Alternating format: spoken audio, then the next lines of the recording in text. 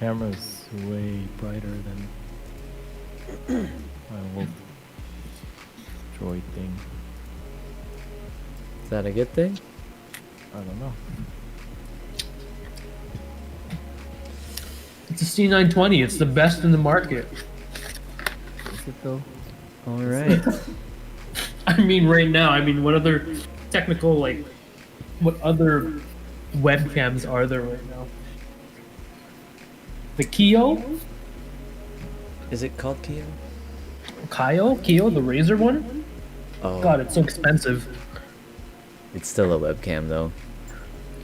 So was the C920, but the C920 is pretty solid. It is solid. Yeah. Welcome I mean, to BrackCast number 10. broadcast 10, BrackCast 10. procrastinating. Kind of a informal start there, but here we go. Yeah, we didn't get to talk about my special problems. Yeah. Yeah. Good thing we didn't start when our data was talking about Nazis. I'm just kidding. TOS. So you saw a spider. How big was it? Um, Your eye? probably like leg to leg, like 3 inches. It was sizable. Like it was. Oh, jeez. In your clothes Yeah. that was on top of your head? That was on top of like just spread out on me because I just finished laundry. Cool.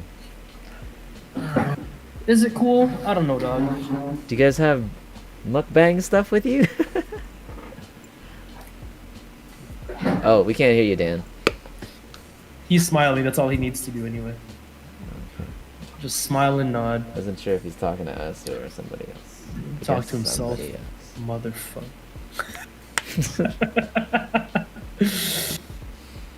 There we go. And we're back. And I'm Brack. Talk to your damn self, Chichi man. Chi-Chi Man. What's Chi-Chi Man stand for? Chi-Chi Man. Yeah, no Yay. mukbang for me. I am fasting.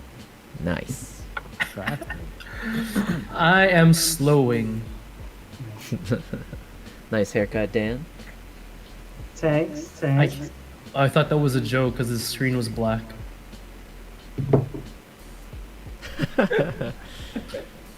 His hair is just the whole My thing. angel. It's afro. Dan's hair takes up the whole screen. So, Dede, are you still setting up your webcam or what?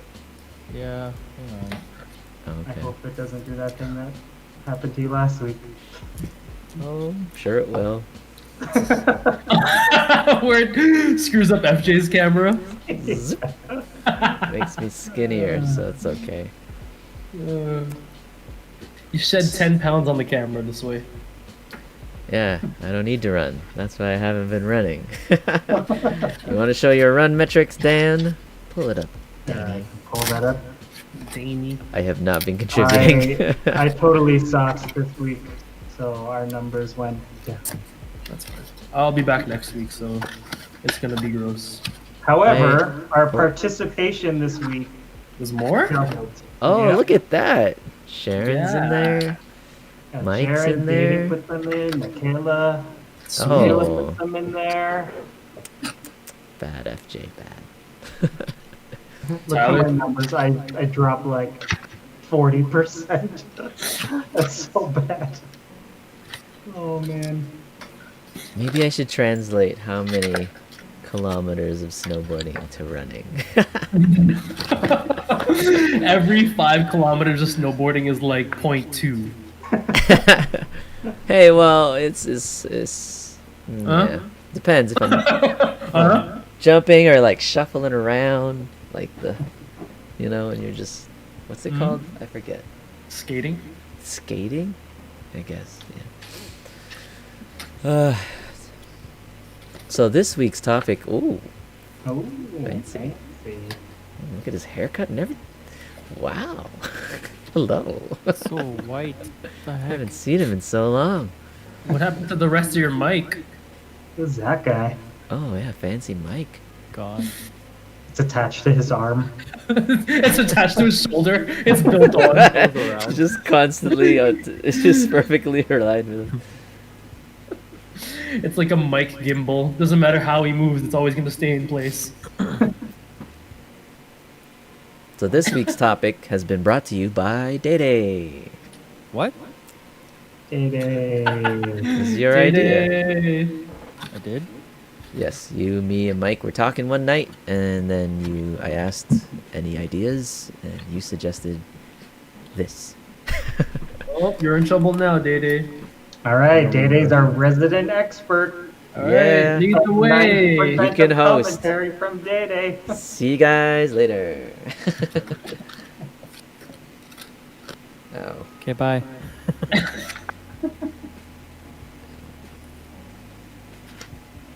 All right. So you guys ready? Let's go.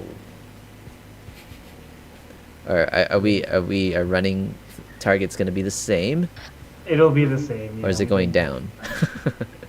No, I mean, Oh yeah, let me make if it we bigger can on the hit it screen. without, we'll There be you go, guys. Nice running metrics there. You can see the big contributions from me and Warren and Kyle. Huge, big 0 kilometers. Look at my drop and Big minus ol' 20 hole. from last week. I like that last column. I'll enjoy seeing the green next week. Oh yeah, cool. Yep, it's about to get nutty next weekend. That's Next week. that's K, right? Not percent. That's K. That's K. It's K. Kilometers. Yeah. Alrighty. So, I did say that every 5 we were going to do something fun. I forgot that this week was BrackCast 10. Oh well, we could do something next week. Or you guys want to get a drink? Nah, Length. And fasting. I have nothing to drink. You would not want to see me blaze up either. Not that I do often or ever. Hi, Tita. This is for my candles. I swear. Incense. So, BrackCast number 10, shifts in generational values. How our values have changed from our parents. Or things we want to do differently if we were going to teach our kids. Or even just like how we grew up. Hey! Love it, love it. Gen X, Gen Y, Gen Z. So where am I? I'm a We're on Gen U. Gen Y. You're a I'm Y. Gen Y. Oh. Gen X But and I believe- Gen Y, are those technically the boomers? Because you have your baby boomers and then you have boomers, right? Like, can Gen X and Gen Y be grouped as boomers and not just baby boomers? Like, isn't that a category? No, it is different because the Gen X would be the sandwich generation. Okay. That is Sandwich? between the yeah. Oh. That had to Like when deal people with, say like, boomer nowadays, It's They're just a term referring- for people that are old. Oh, yeah. so it doesn't matter. yeah. It could be us. So the Gen Z kids that say boomers just are using it incorrectly. We're not actually boomers. Gotcha. Yeah. See, I there's I the thought there was a generational separate value category. change. What? I thought there was a separate category for boomers to There differentiate might them be. from baby boomers. I didn't know. But it's all good. Boomers is old people. Traditionalists, I did not know about. And GI Gen? That's a nice way of saying racist. Traditionalists? Because when was racism abolished? Oh. I don't know. I don't know. Oh my goodness. So is that GI Gen? Is that like, what's GI? GI Gen, I'm looking it up, is considered the greatest generation. Why? Is it Industrial Revolution is when? Then? Was it then? In the middle of that? I think that was around the traditionalist. It's between the GI and the traditionalist, I think. What does GI stand for again? In like warfare? Like GI Joe means I got nothing on it, man. general issue, government issue. Government issue, Joe. What does that mean? I know. I was- I'm not your regular Joe. I'm government issued. Or glycemic index, apparently. The glycemic index generation. Generation. Yep. Uh, It stands for either. No, never mind. G.I. Jen. Oh, it does stand for either general issue and government issue. Yes. Generation. I So, mean, regardless, Yeah, doesn't matter. We're not there. our parents would have fallen in that baby boomer In the era. boomers, yeah. okay. I guess we can go around. Dede can start, because he was the one who brought it up. Start what? I'm gonna put you in the spot. So, like, what's one of the first things, or what's one thing you can think of that you remember being emphasized growing up as a kid that you know for sure you will not be emphasizing to your kids, or if you have You kids? have to get good grades to get a good job, so you can get paid good. Okay. Like, even in grade school and high school? Yeah. So grades don't matter at all. I don't think school matters that much. It depends on which profession you want. You don't have to get into it because everybody else is doing it, kind of thing, you know? Okay. Like, I'm not gonna, like, if my kid doesn't want to go to university, I'm not gonna force him to go, because Okay. that's the thing you do after high school, or supposedly that's what you're supposed to do after high school, because everybody's doing it. I don't think I will. Tell But them if they want to drop out of high school, cool still? Yeah, as long as they have a plan. I mean, if they want to just drop out because they don't want to go to school and they don't want to do anything, then no. But, I mean, if they want to drop out because they want to, I don't know, start a construction company or something, then yeah, why not? You don't really need a degree for that. Feedback? I mean, makes sense to me. Am I ever gonna have kids? Who knows? But I mean, for myself, if I would, you know what, I would be indifferent about the whole allowing them to drop out of high school. I think you learn a lot of skills going through high school, and I think there's something about at least finishing high school that kind of gives people that drive to want to at least try something more. If you give up before high school, unless you have direction, I think they're missing out. I think there's a lot to be learned about yourself just by finishing high school. Because even for me, like in high school, I don't think I really learned enough about anything. Like that's just me personally, though. Like I think I learned a lot more out of university, not just life-wise and school-wise and like book-wise. Like there was a lot of soft skills to learn from university. But I think you will get a lot. There's a minimum of soft skills learned at the end of high school. Dropping out of high school, I don't know, man. That's a tough one. I feel like everyone should have the capability to get through it. Unless you're like a prodigy. Like, what if you're like, all of a sudden, like your kid just happens to be the best like drummer or the best like dancer or the best of something for some odd reason that you would never see coming. Like, what if they like happen to excel in archery before grade 12? Like, no, I'm gonna drop everything and become an archer the rest of my life. Then yeah, go for it. If you have direction, then go for it. Yeah, if they have a plan, then why not? Okay. Well, Dan, anything? I think my values would generally be the same. I mean, I can definitely agree in terms of the high school portion. Only because when I think back to, like Warren mentioned, like I finished 18, so my life experience was very limited. Would I force them to go to university? Probably not. but I mean, like Dede, like everyone kind of said, if they don't have a plan, and normally, like when I was in, grade 12 going into university, I still didn't know what I wanted to do. So like university was an easy step for me, but if they have a plan, that's awesome. If they're a prodigy, I think I would still want them to finish, as tough as it would be, but like, I don't know. But one thing that I would instill that is different is I wouldn't say that going to school is the only way to become successful. I think that was a big thing that we got from our generation and on, was that whole like self-made millionaire mindset didn't necessarily stem from having good or being good in academics.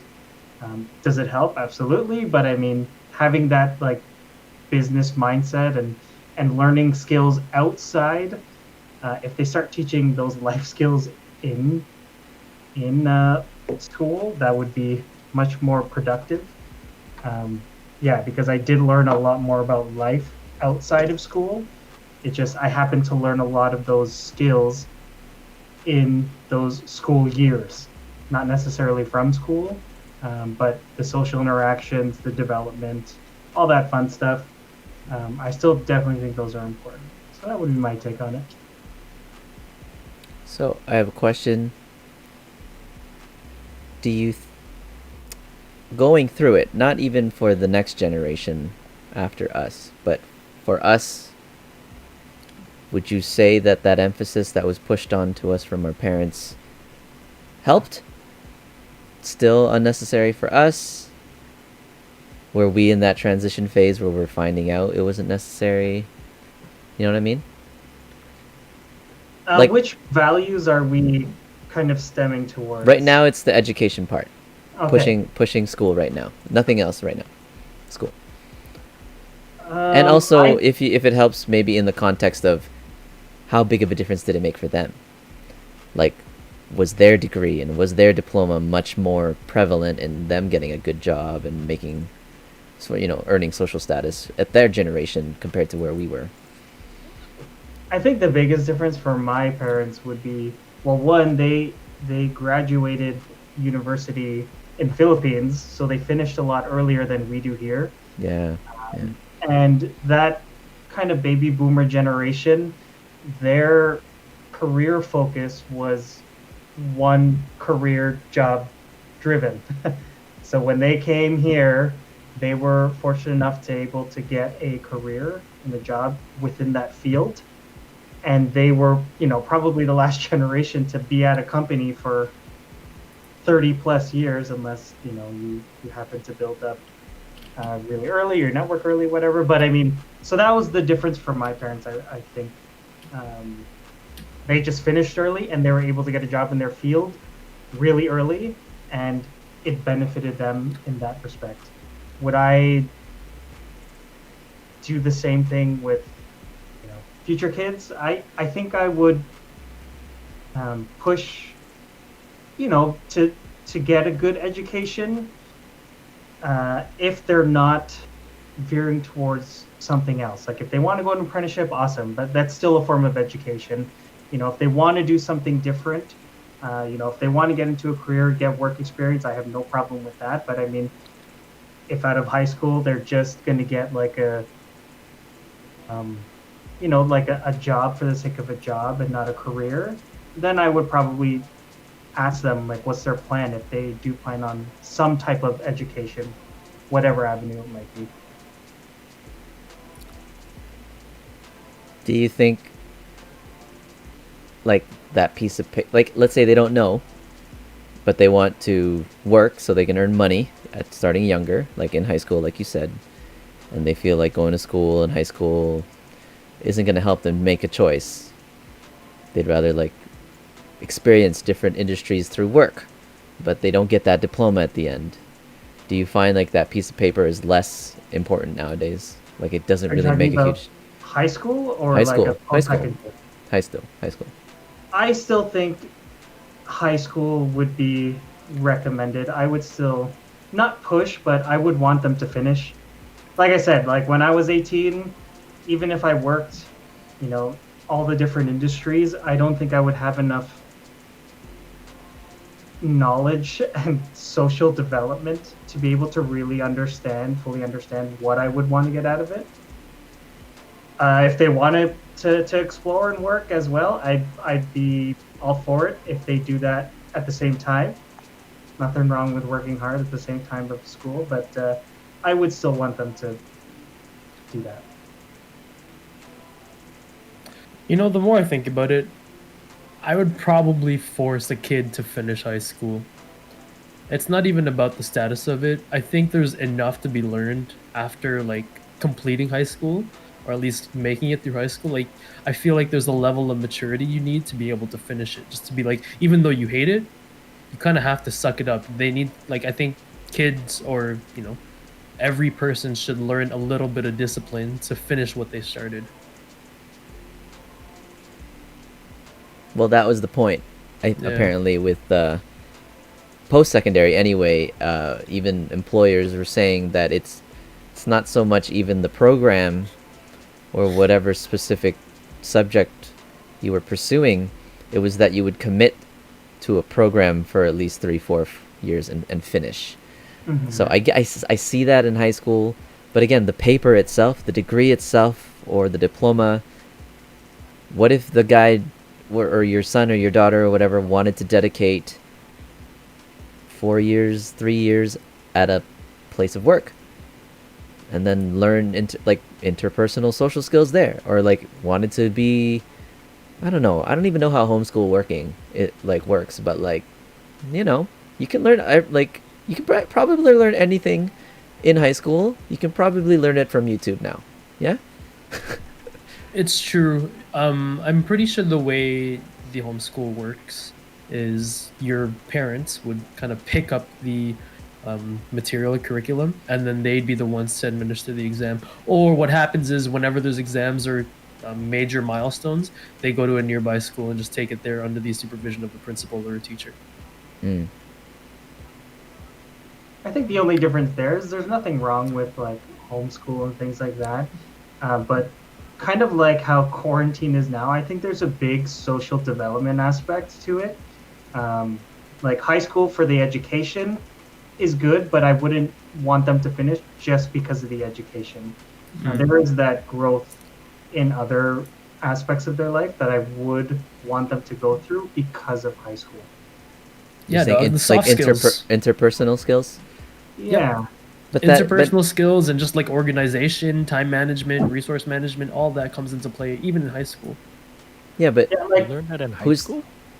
well, I mean, you On can, a very you can- very yeah. small scale. Not necessarily, they don't call it time management. They don't call it kind of exactly what I said, but you have elements of that, right? You have so many assignments. You have to learn to manage your time to complete them, right? That's still part of learning to multitask or juggle or whatever you want to call it. Like I would probably want my kids, if they still have like that school letter type thing that I know I talked about before, I would want them to try and aim for that, because it forces them to do that, to try and not only excel in just academics, but you know, be involved in the school, be involved in sports, and you really do have to learn time management to be able to juggle all those things, while at the same time you build relationships with all the people that you interact with. Like I wouldn't want them to be the lonely kid who only like studies on their own, doesn't talk to anyone, and then just goes through the motions. I'd want them to be involved so that they build those other skills as well.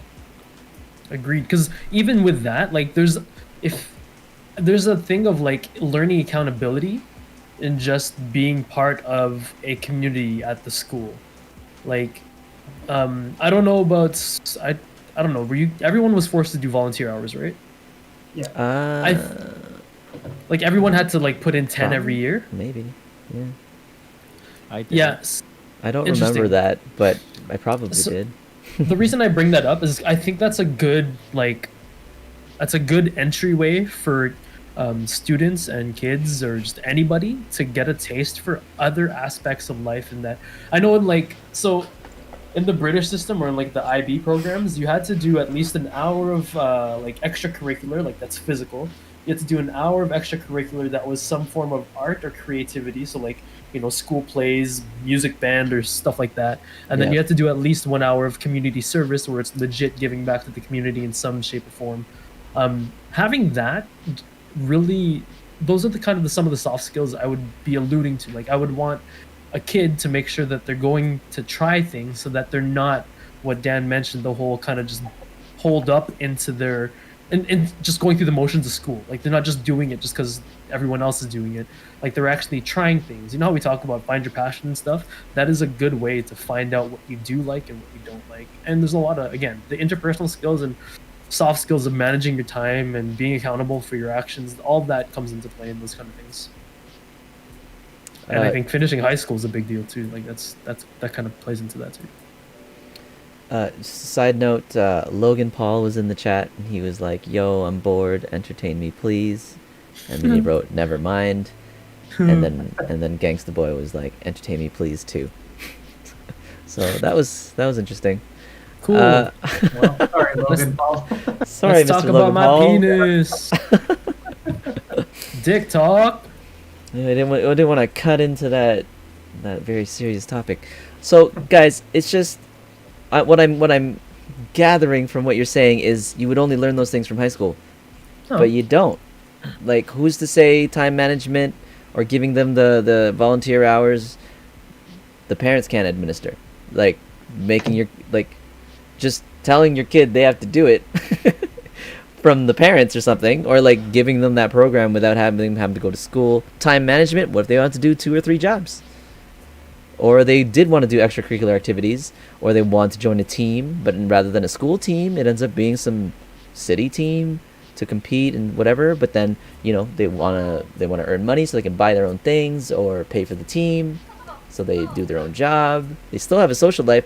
Just because you don't go to high school doesn't necessarily mean you're going to be homebound and not having interpersonal skills if you have a job, or if you just have any kind of program, after school programs too. It's just during the day they might choose to do something else, like pursue something professionally at a much younger level, you know?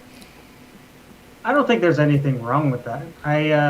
If it's a program that's trying to be administered from a parent, I do think that would be less effective than an institution in giving that program. Why? You know, I think it's because of it's the just a experience, natural- like your it's parent just a versus natural flow versus exactly, like if a parent says it and if somebody else says it. yeah. I think the authority level does play a factor into not necessarily motivation, but I mean, it just has a different feel when it comes from somewhere else. Not to say that they can't gain those skills from things like that, but I mean, if they want to join teams and after school curriculars, I mean, that's going to be outside of school hours anyway. If not to say that they can't build interpersonal skills through work. You don't build interpersonal skills in class. Not necessarily, but in lecture the times anyway. outside of class, the relationships that you can build can definitely lead to stronger interpersonal skills than I do think that you could with coworkers, because I think they'll always be viewed as coworkers. Not to say that it can't be done, but I mean, especially if you're starting at a younger age, you're likely going to have a generational gap there anyway. So I think building it with people of your age and kind of going through the same experiences, I think does play a factor. I personally don't think you're wrong in saying that you can't find those things outside. I just think if they're going to have a job anyway, I think if they go through the school and if they want to work and work on passions outside, I'm all for that. It's just I still think they should balance it with school. Sorry, Dave, I didn't mean to cut you off like 3 minutes ago. That's fine. Makes sense. What were you gonna say, Dede? I think it was the authority part, the parents' part. Yeah, like homeschool can learn it too, but I don't think it'll be as effective if it was to come from an institution like schools or principals or whatever, the management that's been running it for how many years versus, new parent or someone who lacks the experience. This is not to say like, you know, they could be, better and they could be effective, but chances are statistically it probably won't be. Well, I mean, statistically, you you're guys again have- gonna base it on some previous generation statistics, right? It's like it's not real world type of scenario if things are shifting. If like we didn't have access to the internet like they do now, or like even this Uh-huh. interpersonal, like how we're doing this meeting right now, like communicating through online. We didn't have this then, and so I do find for us growing up, that was a huge part of why school was important for us, because there was no other means of us interacting with other people outside of our family. It was only through school. That's not the case anymore. Who knows though? But I mean, that high school, Yeah, but- teenager, adolescent age, I don't really know. Yeah, I mean, I guess I'd have to. Yeah, but where else is a better place to meet your peers other than school? So Right. I can talk to that because I have a bunch of people that I know here in Lloyd that were homeschooled, and in most cases of those homeschooled, actually all of them, all the kids that I know that have been homeschooled, or even now that work with me, that have been homeschooled, they are very like open. They're very interpersonal. They have the skills to communicate. I think what happens is when people are homeschooled like that, to get that social interaction, they're not just mingling or getting to know other kids that might also be homeschooled or in like church clubs or those kind of factions or events. They're also like mingling with adults at a young age, so they know how to be well spoken, which is wild to me because you always think of a homeschool, like at least when I was growing up, a homeschool kid would be like, oh, I don't want to talk to no one, right? Mhm. But like not only are these kids coming up smart and knowing their stuff, and like I said, most of the kids that I know that have gone through homeschool they're also very well spoken, and they're they're less shy. They're a lot more accountable. They know how to present themselves. They're not degenerates. There's a little bit of like the maturity factor. They're maturing it a little faster because of that interaction Yeah. with adults. However, on the opposite of that, maybe there is that less street smart scenario, right? Like being less exposed to what's out there when you're such in the safety of your home, or just really dealing with your parents or whoever's homeschooling you. And again, this is just assuming too that it's going to be homeschool is the solution. I'm not even making that a requirement. If you're not in school, high school, automatically that means homeschool. I'm not equating those two. It's like, well, okay, grade school, it's more like cheap babysitting, so your parents can work. So we go to school during grades 1 to 8. We are learning some basic stuff, building friends, learning some basic math and English and all that stuff.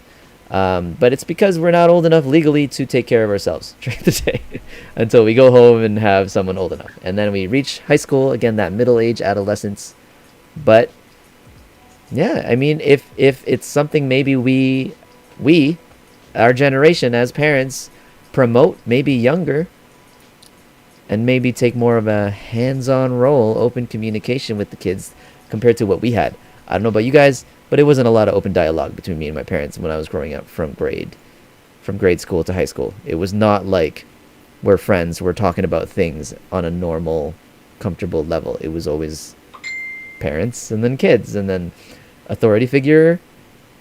Like in what you said earlier about authority figure, like it coming from an institution versus a parent, I wouldn't say that would have made a huge difference for me personally, because I feared my parents probably more than my teachers, or at least, yeah, like ultimately it was their judgment that mattered more, not my report card or whatever like that. Like you have all these ways of evaluation, and then you do want to be regarded highly in your class and by your peers. But I think, again, it depends on how you're raised, how we communicate and treat our kids growing up. I think it's hard because there's a lot of different factors. Even though we're we're trying to only focus on an educational standpoint, there are a lot of different factors, like the kind of relationship that you have, the communication levels. Mhm. It is hard to just kind of concise it down into one thing. Yeah, we're not going to. It's not just Yeah. school. Take it then next further. Then why high school? And then, so why after high school does it feel like okay if they don't want to go to university, they don't need to go to university or post secondary, or maybe it's not even pushing university. Nowadays, yeah, it's like some certificate program or some like specialist program, so you can get 2 years worth of certification and you get a job, or 1 year. I think it's good to go if the profession you're seeking requires it, like a doctor or whatever, medical, whatever it is, Right. the more specialized field that requires further education. But I mean, if you're going just because that's something you do after high school, like all the other kids are doing it, so you do it too. That was the case for me. I didn't know that I had a choice. I was just told to go because that's the thing you do after your high school. Yeah. I didn't know it So, was a choice.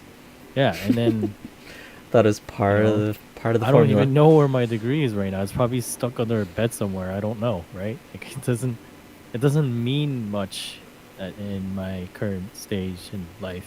So that's like it's the first-hand experience that I had. That's why I feel that way. So how do you build value in something like that, like a degree, in the eyes of this child or this growing up adolescent teen? Like you kind of want them to want it themselves, but how do you teach that kind of value? You ask them, what do you want to do? And what if they don't know? If they don't know, then they need to find out. Like, don't force them to go because everybody else is doing it, Well, and make them think that they don't have a choice. I think Yeah. the argument was not that we're forcing you because that's what everyone else is doing. It's like, so you have a backup plan. So you have something to fall back on. If things go bad, you can get a job easier with a But degree what's the than backup without. plan though? That you're assuming that you'll get a job after you because you have university degree or That's even, what like, they taught us, didn't they? I know, but that's what I mean. Like that's the same. You're gonna use the same argument that was used on you to your kids.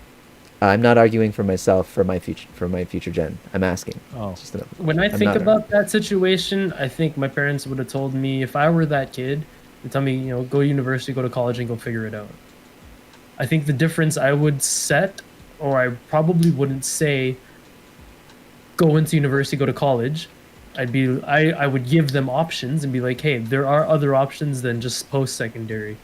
Now that you're done high school, you could try college or university, try a general course or general program, see what you like and what you don't like. Or you could go work for a year, see what you like, see what you don't like. Those are other options. Like, I would not just be like, go figure it out. Like, that's not available. That's not an option for me. I think as a parent, I would hope that the option would be to, or what I think the correct plan of action would be to advise them and be like, hey, Mhm. that's not the only way to go about life. You know what? What did you like growing up? Did you like sports? You can go be a coach. You can go work at the Air Canada Center. Go do something related to that. Like there's, whether it's in school or whether it's out of school, like you can't, as long as they have a direction. I think as a parent, the only difference I would make from what they gave me was I wouldn't set that direction straight ahead to post secondary. I'd be like, yo, there are directions, just don't stay here. Like, don't sit still waiting. You have to actually go and get things. Yeah, I agree with that. I think there's a difference between a job and a career, and most careers that people will strive for require some type of certification, whether it's post-secondary, whether it's an online course or an apprenticeship or whatever it is still um, some sort of time equivalent to a certificate, diploma, degree, whatever it is, to be able to allow them to pursue that career path. If they're still trying to decide and they want to take a year and work, yeah, absolutely. If they're not sure and they just plan on doing nothing, then yeah, I could have a problem with that. But yeah, I would definitely talk about saying that yeah, post secondary isn't the only path. But I agree with War. I think going with more of a guided, um, guided, um, not argument, but like a guided conversation rather than just saying, hey, what do you want to do? Because like I mentioned, for me personally at 17, 18, before going to university, I still wasn't really, I had an idea of career, but I wasn't 100% sure and didn't feel comfortable in saying, you know, if I were to just go into the workforce, this is what I want to do. Like I still wanted to build on my personal skills, my education. So my parents asked me, like, do you want to go to university and do this? And it just so happened that, yes, I did want to do that. That's cool that they asked you. Mike says one thing that is often overlooked from university and college is networking. To him, that's a big advantage. You gain a lot more opportunities based on networking. That's why going to schools like Harvard or whatever give a big advantage. That's what he said. I disagree with that because the networking in university college doesn't really mean much compared to the network you make in the professional environment. If we're strictly talking about careers, like, why does it matter that I know somebody or a friend that's similar age as me, that's in my class, if I end up working in a completely different field? I'm gonna end up not talking to them compared to, say, if I were to find somebody at my workplace and then they move to some other industry or some other company and I want to change jobs or whatever, then that's more valuable to me than somebody from school. And that's fair. Just, like everyone's going to have their own, what they see as value. If you have a connection back in university, you never know when that's going to come back and be like, yo, I'm so glad I know you. Some people will value that. Some people may not. It is what it is. I think it's hard to place more value of one over the other. I mean, you never know who knows who type thing. I think I would view it as more of a business perspective. Is the more people I know, the more chance of a bigger network of the kind of people I'm looking for I could potentially have. I think it works for both. I mean, if you're in school and you know people who happen to know people, I think that works too. If you're in a workplace, that might be helpful and a little bit more guided towards a career path, especially if you're talking to people in the exact same field. But I still think that you can have that whole 6 degree of separation type thing. Like you can know someone who knows another person who has a cousin who works here, and that could help you achieve the same goal without even you realizing that you have that connection. I want to say that if your kid is in high school or even as a grade school and you ask them what they want to be when they grow up and they know and they say something like, I want to be a doctor, then it's easy to advise that. You know what you need to be a doctor. I want to be a lawyer. You know exactly what you want to be a lawyer. I want to be an electrician. I want to be a garbage man. Some people want to be that when they're young or whatever. But as they get to that age where these decisions start to make a difference, yes. But then you fall, I don't know. Are we all in careers? Maybe not all of us. I am not in the career. I still don't even know what I want to be. But let's just, so in high school, I didn't know what I wanted to be. I was good in a lot of things, and I had a lot of interests as well. But the whole, here's a shift from just education system to now like values of like what they want to pursue as a career. Are we going to emphasize that whole, you should do what you love, do things that you're interested in? Because before us, our parents, it was about doing what was safe, what granted security, longevity, good money, that was the value that they taught us. That's why we went to university, because we could secure a job that would pay us better, and we would, because of the degree, we would land a job that would keep us there longer. But are we gonna do like? And then we're that generation. Where they call us the millennials, right? Where now we have the option. Also, North America, coming from third world countries, it's different. But now, living in a first world country, we have options now. We can pursue things we like as a career. Do you think you're going to be trying to push that value at a younger age?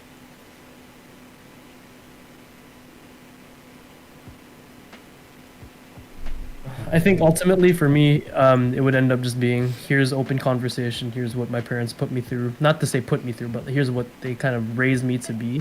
For sure, they were pushing the whole, be an engineer, do something professional, go to Yeah. university, make something of it. But then, growing up, there was also kind of the hints of, Warren, you know what? As long as you're happy, do what you want to do. For me, I felt like there was a balance to be had where it's, I went to school for this, I'm gonna make use of it. But then the tennis side of things, like I'm still gonna make use of that. I tried to make use of dance, but I realized dancing wasn't for me anyway. I'd kind of leave all that as part of information to be like, yo, my child, listen, this is what I went through. Now for you, I'm not just gonna say do what you want, but here's what I went through. Take what of it you will, like whatever you make of this. This is just information for you.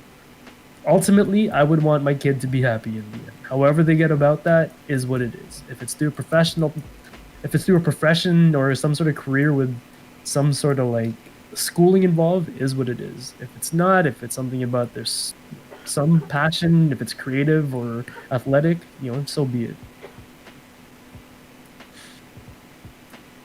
I think the biggest difference for me that I know I feel different from our gen to my parents' gen is the idea that that your job career is going to be fits all those things. It's exactly what you love and you have passion for. You'll get paid for it. And it's only because I saw this Venn diagram and I thought it broke things down perfectly in how today's world kind of is. And it pretty much breaks it down into the four main circles is like what you do well, what the world will pay you for, what the world will need, and what you love. Yeah. And if all those four things align, which for some people they do, that's awesome. Like, they found that purpose and everything like that. But if you only find something that you do well and something that the world will pay you for, I definitely agree with this, that it's a career. It might not be exactly what you love, but it is something that you do well and you get paid for. And that'll help you pursue the other things that might not necessarily fit those categories. Mm-hmm, mm-hmm. So that's how I view it. Mike says, whenever people come as part-time and have no idea what to do, I pitch the idea to take a gap year because I wish I considered that before going to university. Fair. Not a bad choice. That's fair. I think I like it too, but for some of those, I've heard different versions of that. Apparently, Australia is very common for people to take that year off after high school, and they actually open up a loan to travel. I don't know about that. I kind of would rather push the patient, not part-time. Patient. He meant patient. When people come as a patient, not part-time. So like I would rather push the idea like if you want to pursue and explore the world or travel because it's more accessible now. It's also with at a younger age. I think it might be more influential when you're traveling at a younger age. I like the idea of having them work and saving up so that they can afford that, and I know some wealthier families may be willing to fund that or the whole loan thing. I'm not sure if debt is something I want to introduce at that age, but I wish I did more traveling before university too. Then again, I don't know if I was even ready for it, maturity level, and I would have had to been raised differently, grown up differently. Anyway. So Sorry, I didn't catch the end of what you said. But I don't think cool. I would have been mature enough to travel and really have the same experiences that I have traveling after university. Because of I think just because of maturity, social development, the people I wanted to travel with. I mean, sure, if I were to think back and travel with the people that I was friends in high school, I'm sure I would have had a good time. It's just, if I were to think about the relationships that I built with people in high school, given and compare that to the relationships I had with people in university, like when we went to Japan, that was, just we weren't in dating. When did we go? 2012? So 13. like 13, 6 years. Wait, 12. Sorry, yeah, you're right. 12? Yeah, I think it was 12. So like 6 years. The same, like there was people that I knew in high school for 6+ years, and I know if I went on a trip with them, I don't think I would have had the same feeling in relationships that I did when I went on that trip, for example, or when I went on other trips with other people. But that's just a personal. Like I know there's people that are have way stronger connections with their high school friends than their university friends. So it just depends on their experiences. It's also not to say too that the traveling is just to go with your friends and have fun, but more so exposure to the world, like on a more international level of, because I think that's what it starts to open up when you travel at a younger age, or when you travel at any time. The world starts to feel a little smaller and accessible, and I think part of why that's held off on some younger people is because maybe parents don't want their kids to feel like they want to go away, like they kind of want to keep them local.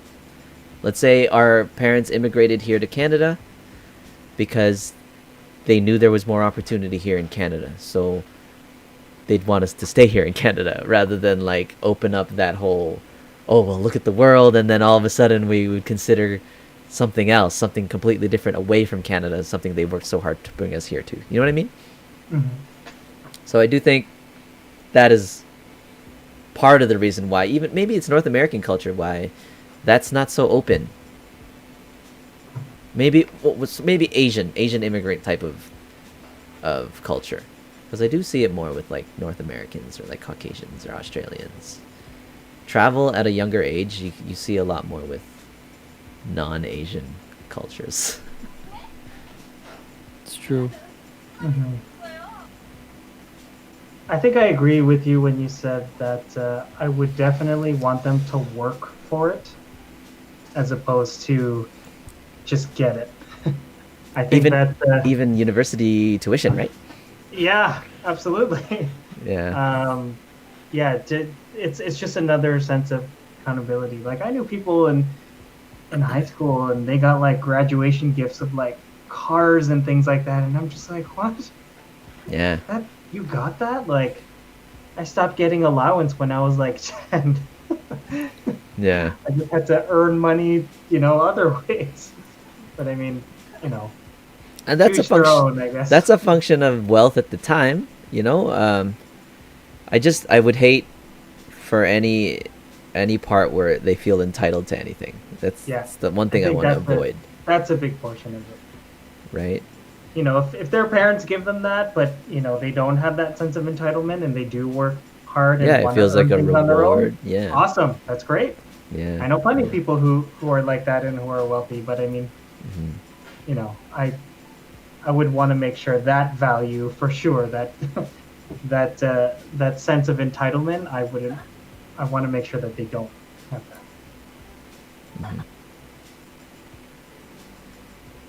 Mm-hmm. I mean, all this talk about having kids and stuff, I can wait. I'm in no rush. Well, that's another one then. That's Great. another value, or that's another Great. thing that's definitely different from our Building a family, right? Yeah. Because I mean, that's a religion thing too, but obviously pushed from parents as well at some point. It's like, oh, when are you gonna get a girlfriend or get a wife, settle down, have kids, build family? Hey, Yeah. Mom, how's your love life? I love my life, Dad. I don't know. So yeah. So is that gonna be a thing that you kind of like how do you push that value, or how do you I don't not? know. I don't think there's a. I don't. I think there's no real pushing values anymore. I don't think it's right to push values. I think they're learned, right? So as long as you know what you're doing, if as a parent that you're doing things that are right to you, the hope is that your kids kind of follow suit and that you lead by example. They kind of build their own values and understanding and morals of the world. Like they start to develop their own moral compass for what is right, just based off what they experience and what you as a parent you've kind of instilled in them. I hate to say to I don't want to force things, but it should be learned. Hmm. I mean, define forcing it. Like, am I gonna tell my kids like, don't do that, do this? Like, I was so sick of that as a kid. Like, it doesn't. Oh yeah, discipline, right? Is another thing. How do you want to discipline your kids? Oh my god, jumping here and there. I don't. Looking for kids. What are you training me for? What are you preparing me for? Well, again, growing up, it was like beats. It was like discipline, give them beats, and that and look how great we turned out. But you can't. TOS. I'm gonna beat my kids. But yeah, obviously you can't beat your kids anymore. So this That's whole who? like time I think there's nothing wrong with beating your kids. I got beat. I'm gonna beat my kids. No, That's what I'm Like, saying. like- See, those are the things we carry, and you just like. I But that's a- got the spankings and that. I don't think there's anything wrong with that. Yeah, if there's one thing I'm gonna inherit from my parents is that. And why? Is it because like I had to do it, therefore my kids got to go through it, or is it? Do you see value? Do you see it was such a good thing for you? It's part of why you're so strong and resilient, or is I it think- because It's Sorry, go ahead. Yeah. revenge through your kid? that's like half. Projection. Dude, it's like That's I tough. want my chance. But the other half would be like it also kind of I don't know. It's I think there's nothing wrong with that when you're trying to raise your kids the right way. Like I don't want to deal with like them trying to like out I don't know. What's the word like especially during their I guess blanking out the stage where you become rebellious. Adolescent, Oh, I would have beat Yeah. them earlier than that. Yeah, like like, terrible I don't, twos. I don't want to deal with that when they get to that age, so you gotta start early, right? Single digits. Well, Yeah. okay, if you think about just the notion of physical pain, or even if the gesture of physical pain, obviously not even inflicting pain, just like, what is this? Like, what is this form of punishment, and why is it happening to me? Versus talking about it, or like taking things away, pulling things away from. I'm a firm believer of actions speak louder than words. So actions over words. I think I was fortunate that me and my sisters we did have a pretty good communication line between my parents. So when I did get the spankings, I knew it was like serious issues. You messed up. Yeah, like You done you're messed done up. wrong, and you can't just talk your way out of it. But I think because it was paired with that communication, I mean, that's a very big part of it. Is I was able to talk to them, and even from a young age, it's kind of like, if you fall and you get hurt, or you do something you're not supposed to and you get hurt, you'll learn from that. I think much more effectively than other ways. I mean, talking is great, like I mentioned. Paired with it is perfect. I think it worked great, and I would definitely use the values that I learned growing up from my parents. I would want to do the same kind of parenting style. But that The is more me. I think about it just now at this moment, I thought I was gonna beat my kids too, but I don't know anymore. I don't know. I have it in me. Yeah. I don't think I have it in me to use Kids are physical, super disrespectful. but They would need physical to do forms of something discipline. really bad for me to ever get to that point. Yeah. If I have kids, it's gonna be open conversation in that just know, you know, 3 strikes and you're out. Meaning, I got beat as a kid. If you push me to that point, I will smack. No, never mind. Okay, question. You remember now instances where you were beat as a kid. Yeah. Now, did you feel it was necessary? Yeah. Oh, I knew You- I was. Otherwise, I would have kept doing it. If they I was just like- told me, if they just talked to me and be like, "Hey, that's wrong," I'd be like, "Okay," and I'll go do it again. No, obviously they're not gonna talk. That's wrong. Don't do that, okay? They're not gonna. They're gonna be pissed at you. They're gonna make you Okay, feel like even you if let them they're down. like- You're like, even if they did that without the action, I feel like the chance of me doing it again, versus if I were to got beat, then like Well, what's the more chance powerful, would the increase. fear of getting beat or getting beat? both.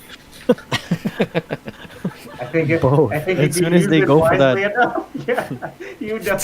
The timing. That first time you do it, and you're just like, you want the bail? And you're Just like, you just pick up the chinelas. no, I'm good. No, but yeah, like I knew, I don't even remember what I did, but I knew like I was in the wrong. It was kind of that like, you know, the parent goes storming off into, you know, a different room to get their weapon of choice, and you can't do anything. You just collapse and you cower and you just get ready for it. Oh shit! You know it's coming. You don't I run done because messed up. you deserve it, but you're just like, okay. Oh, God. That's what it was like for me. I knew it was in the wrong, and you know. Beating is the easy way to discipline. You can use other forms of punishment other than talking. Like what? Grounding them and telling them to go to their room Wait, who are you talking? Who's? Mike. Mike put that in chat. on Discord. Oh, I don't believe in grounding. Just BrackCast. Oh, setting this that one. out there. Sports are good to new cultures, places. Beating's the easy way to discipline. Sharon also says depends on the kid's personality. Depends on the kid's Yeah, personality. I think, yeah. Like I said, I think if there's multiple avenues of trying to teach a lesson, then I don't think there's anything wrong with those small spurts of you know, spankings, beatings, whatever it is. I don't even know if it's a function of the pain. It's just a Or, like, function the of se- or power the and showing you its severity. authority. Yeah, the severity of pain, or No, it's just showing authority. Really, it's yeah. I think even for my case, I don't even think I needed to get beat. It was just a I don't reminder, think so. like don't cross my path. Like don't. Yeah, I don't know. It's a form of disciplinary action. You know, just like it would if you were in school, if you were at work.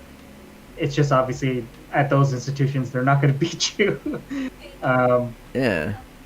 You know, I'd probably like do more like not feed them, take stuff away. Don't bring them up their room where they have their computer or console and their phone. Nah, I'd probably take stuff away and let them starve for a little bit. just Harry Like the Potter new them, thing is put them taking in the away cupboard phone. under the stairs.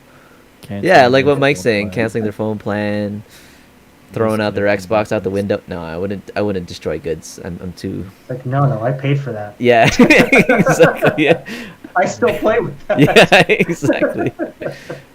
Computer they built themselves with their allowance money. I don't even know about allowance money, man. Like, make them a computer. Then destroy it. Then destroy it. That's Oh. harsh. I would just beat them. I wouldn't do that. Simple. Okay, interesting. This Harden is for interesting. life. I thought generally we were all gonna kind of agree, but I never thought we would get to this whole disciplinary thing, and it's cool that we have different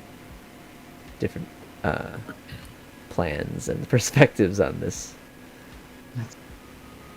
Yeah, there's a lot of different things. I think the biggest part with any type of relationship, whether it be kids, coworkers, love life. It's that communication portion that makes the biggest difference. So as long as you have that, I think whether you're trying to build skills or you know raise or advise or guide, I think that's just such an important part of it that without it, all the other aspects will lose value. I think for me, one of the things that I'll always take away from my childhood is just how I wasn't ever really explained why or how to go about things, like why I was doing some things. I think that's like my mom was better about it when it came to like me understanding a bit more about the world and having traveled a bit. Like she would explain why things are the way they are and how I should go about conducting myself. Whereas sometimes with my dad and the way he would explain things was just the whole because I said so. Yeah, I Because- was just gonna say that, dude. I was waiting. Yeah. I don't think I can ever do that. I don't think I'll ever do because I say so. I don't. I don't.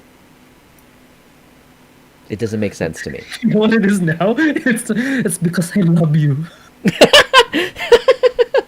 It's because I want what's best for you. It's because I love you. Because you because I love you. I see that being used now. But yeah, for the most part, I always want to be rational. But at what age can you really start being so rational and direct with your kids? Right away. Fuck it. Explanation. That's what They I'm mature saying. so fast. They That's what mature I'm so saying. quick. Yeah. There's so many like outlets, platforms, social media. There's so many ways for these kids to just attain information that you could just be straight up honest with them. Like you're gonna have to. Kids are like finding. We talked about this before. Kids finding out about sex way too early. It's like, Yes, well, that was the they next. know. That was What the do next they- subject I was gonna get What do into. I do? They've already found out about her, and I'm just gonna have to tell them now. Because I was mentioning to Day that was where I was gonna take this topic too. Was like how open of a communication will you be about sexual education? Because it was like none, when I grew up, zero, and I feel like it screwed me. Well, not to screw me over, but having to find out the way I found out from where I found out, and it's just a lot healthier to learn that from the people raising you. Like open conversation at home, introducing it to them, not because that was the thing too. Value again from religion. I mentioned this was, getting married and having kids, but also like one partner. Like the only person is the one you're gonna marry, right? You save your virginity. No sex until marriage, like until you get married. That value. That apparently that was a value. I think it's in that's in Catholic Church, right? In the Bible. It is. Yeah. Infidelity, whatever. But that. Say no sex Go. before marriage. Okay, Yeah. infidelity is very Yeah. different from. Oh, infidelity. Sorry, not infidelities. Infidelity is cheating. But no sex before marriage. I guess I don't even know where that was in the Bible. But was that in the Bible?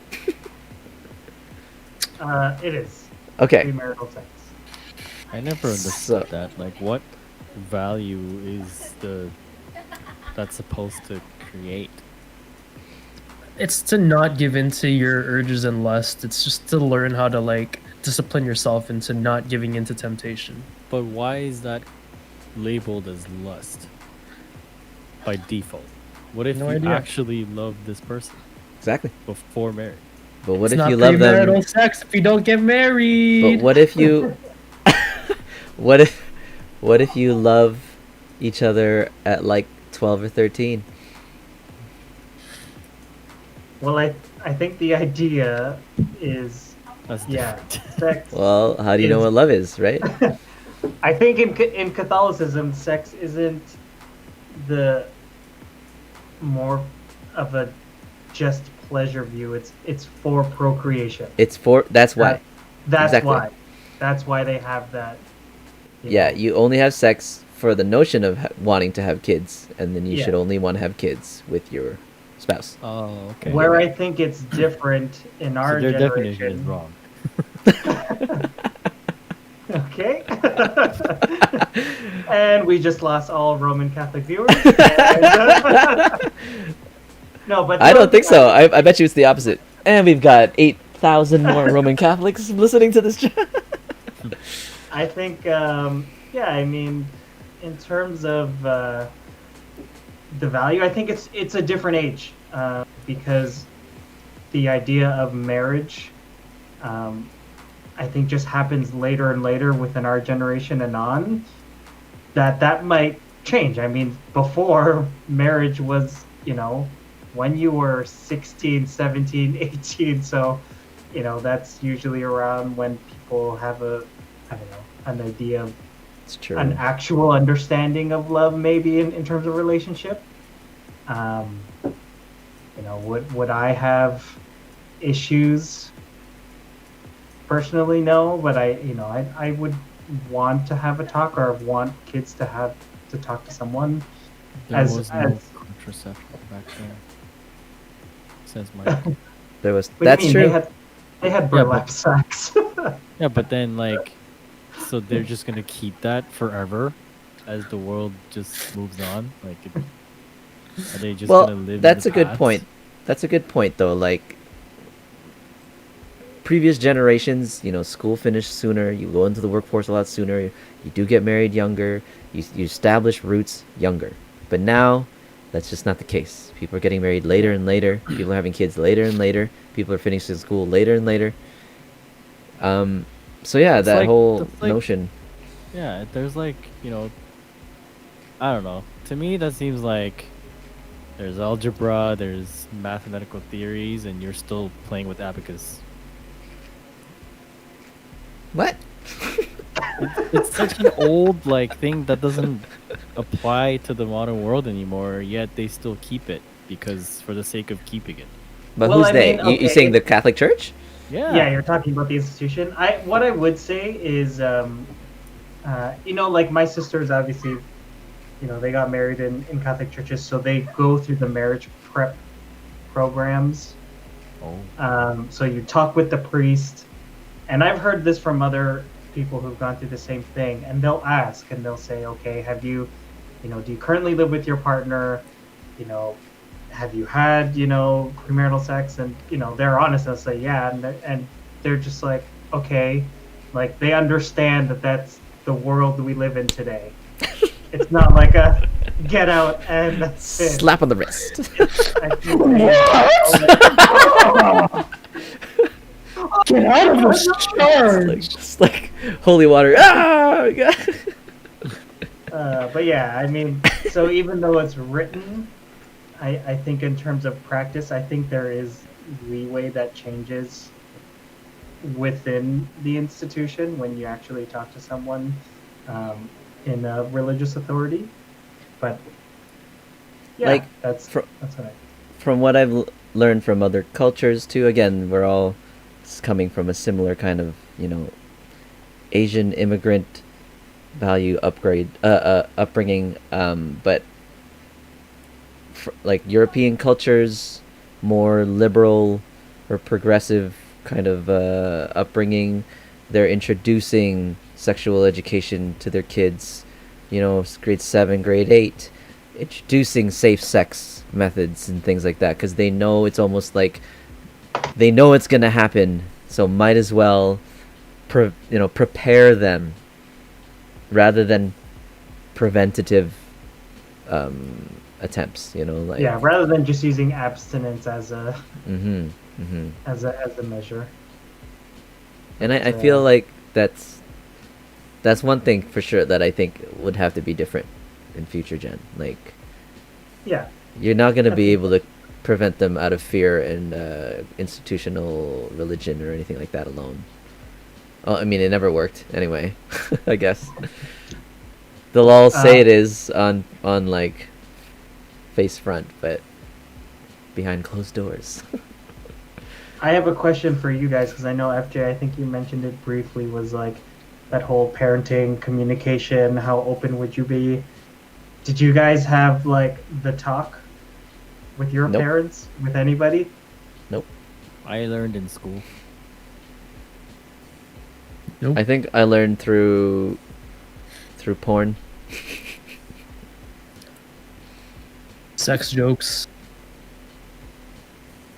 Uh, yeah, I Sex definitely did. jokes and then porn. As close as I was with my parents, we never had that talk. My sister talked to me. She was just Oh, like, nice. That's cool. Yeah. Look at that. because I was close to my sister too. Well, not was, but am. But she was just like, "Mom and Dad are never gonna have this talk with you. Wow. How old Make is sure you be safe." What's the age difference? 7 years. Wow. It was with my oldest, with them. Yeah, Oh, yeah. okay. Okay. I was like, Trisha's not that old. Yeah, between me and her, it's 4. But yeah. Now, when she told you, she's like, well, they never had this talk with me. So why, did she say why? Or have you ever had that talk following as to why she felt the responsibility to be the one Oh to tell no, you? I don't know if she had the talk. Like if she spoke with my parents, Okay. she said my parents would never have that talk with me. Mm-hmm, mm-hmm. Type thing. I was open, but I was still a guy. Like I barely talked, but if we're gonna talk, I can talk. Wait, you don't have a penis this star? But yeah, Okay. like Well, yeah, Mike, not having kids before marriage. Yes, for sure. I think that was a big thing. Like, it was shunned when you see your classmates pregnant in high school. It was like shame to We're see all over the teen place. pregnancy. I know. I wouldn't want that, not just because as a rule before marriage, but I think just as a life experience type thing. I'm a way different person after university than I was going into university. So, nothing wrong with people who have kids younger if it was planned or whatever the case may be, but I wouldn't advise that. See, the younger you introduce contraception to them, then the more accessible they now are to sex, like the activity, right? So, in terms of how I was growing up, it was very preventative from me and my older sisters. It was like you can't have a boyfriend or girlfriend in elementary school, and then once you get to high school, you can't have a relationship until university, and then you get to university, you can't have a relationship until you're finished. It was just one of those things, like you weren't allowed, and then eventually it had to be like disobedience or something like that, or you just you only listen for so long. Yeah, it's more like the life experience thing. Life is different if you get a kid too early. Yeah, I don't. Yeah. But for sure, and they use that fear as a means for abstinence. But now again, not being able to use that to prevent the activity changes things. Like, it's not even just safe sex with like a condom or anything like that. It's like all the other birth control pills and morning after pills and all these other forms of contraception that, of course, ultimately still the church is going to be like well, not ultimately, the church is against contraception, right? Mhm. So again, it depends if you're going to be raising your kids, I guess, Catholic. Yeah, Or the religious values definitely have a part there. I used to think too that I thought it would be more valuable to raise them in a Catholic school system because of better discipline, but now I think even the public might even be a better scenario. Public school system, I don't know. Having gone to private, Catholic, and public high school, doesn't No matter. difference. Public is the actually better one out of all of them. See, that's what I figured. Like like private was pretty bad because it was full of like entitled rich kids. Like, and I mean like rich kids. Like they had gates before they entered their house, like the roads and all that shit. Mm-hmm. And then Catholic was just a joke because they teach all those things and you see next to you opposite stuff happen, Mm-hmm. Mm-hmm. And public was actually the best in terms of diversity and experience. What For I've me, heard, anyway. what I've heard a pro for Catholic over public is the uniform.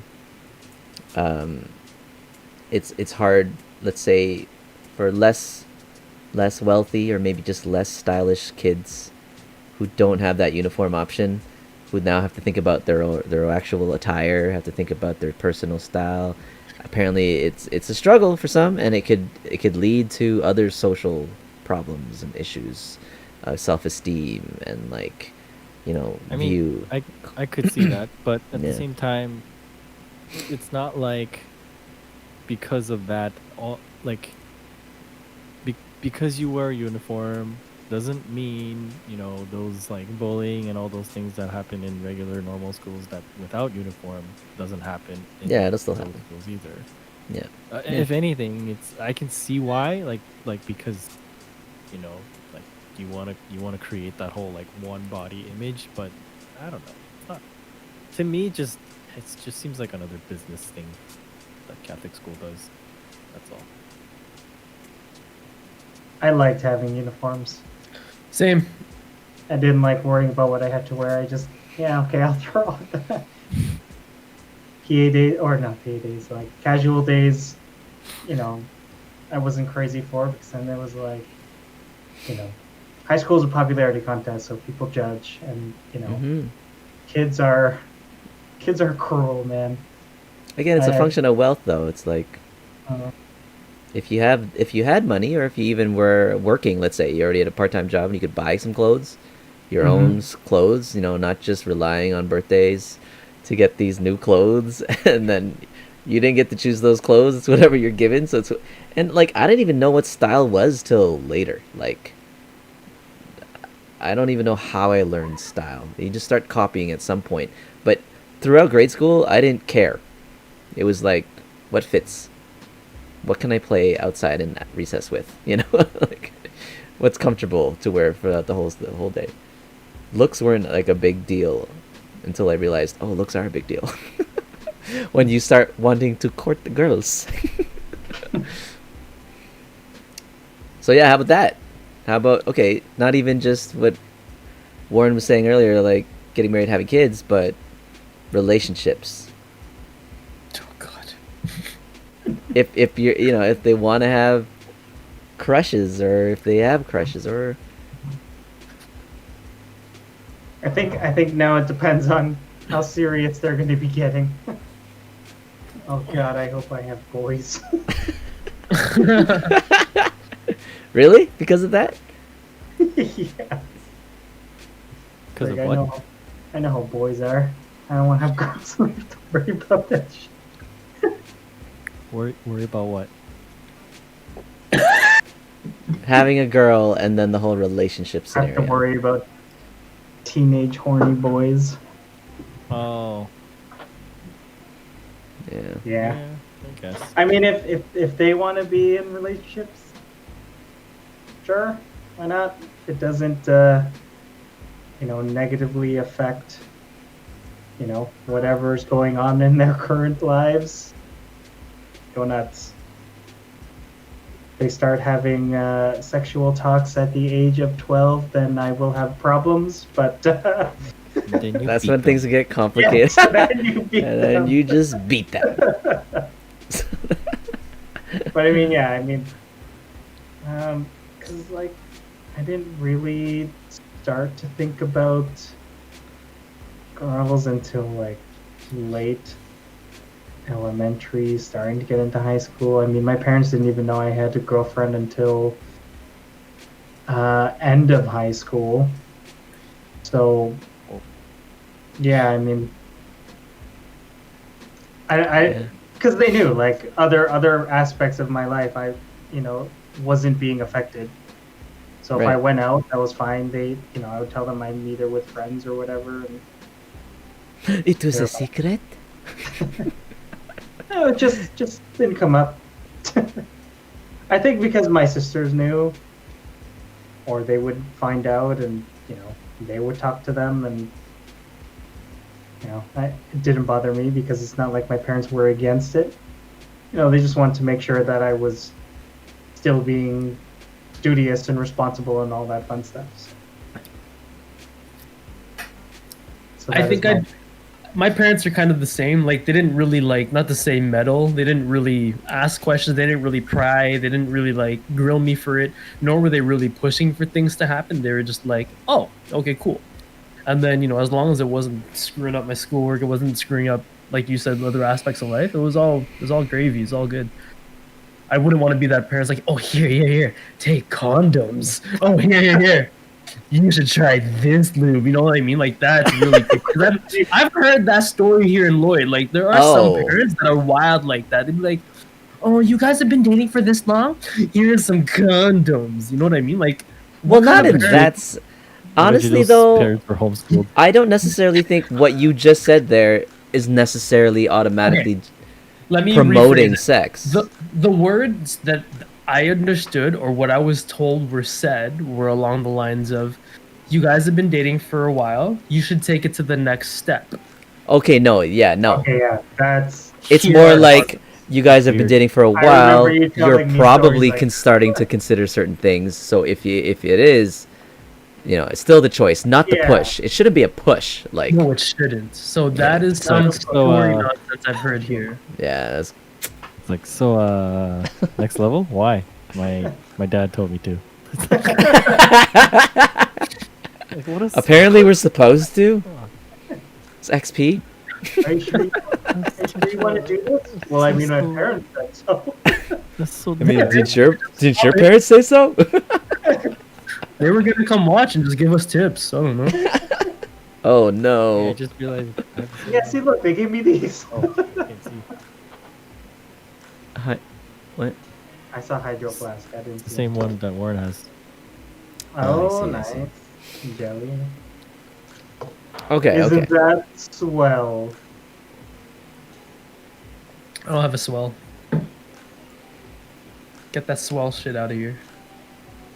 Anyway, Oops. weird. But yeah, no, I wouldn't. I wouldn't. I probably play it cool like my parents and not try to dive, pry. I agree. I want to prep. Like I want them to know what's up, and if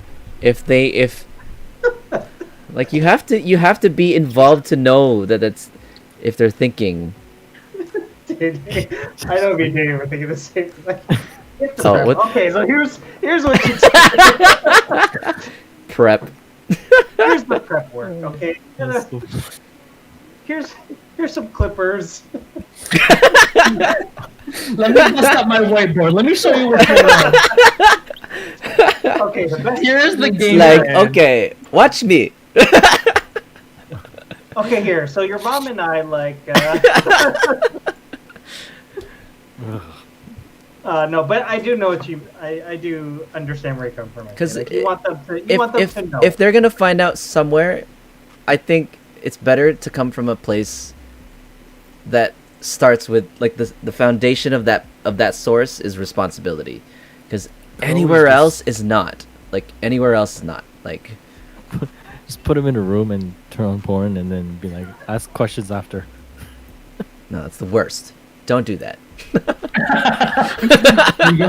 You Worse got than called out. worse than you showing it like yourself. Oh well, no. Now you- Okay, yeah. gonna I don't be know like- about that level of like involvement where I have to be the one to display it visually. They can find that out. I'm talking about the talk. I'm not gonna take a banana and like talk. put it. I'm like, they don't need to see that from me. It's the talk. It's the introduction to what happens. You know? or at least just the talk to make sure there's a sense of responsibility. Yeah, yeah. Not just you're not This allowed. is how it works. Yeah, not just you're not allowed because I say so. You're not allowed. You can't till later. You can't till later, and then all of a sudden, because you don't learn anything that way. I wanted, if you guys, I mean, does anyone want to say anything about this further? I mean, really, it's just there's a level of guidance that I think parents should give, but it doesn't have to be completely detailed. Again, it's guidance. You don't. I wouldn't want to Guidance. leave a kid I wouldn't want to leave a kid hanging. Yeah, I think guidance is a great word there. and I think I would like it to be, hopefully, raise the child to a point where once they start wondering about something, that they're not afraid to ask me. You know, because a lot of things, subject matter, you're afraid to ask your parents because, like, you don't talk to your parents about that, and I don't want that. I don't want that ever to develop where it's like, that's just something I can't ask my parents about. I'm hopefully going to prevent that. That's all. I just want that kind of open communication.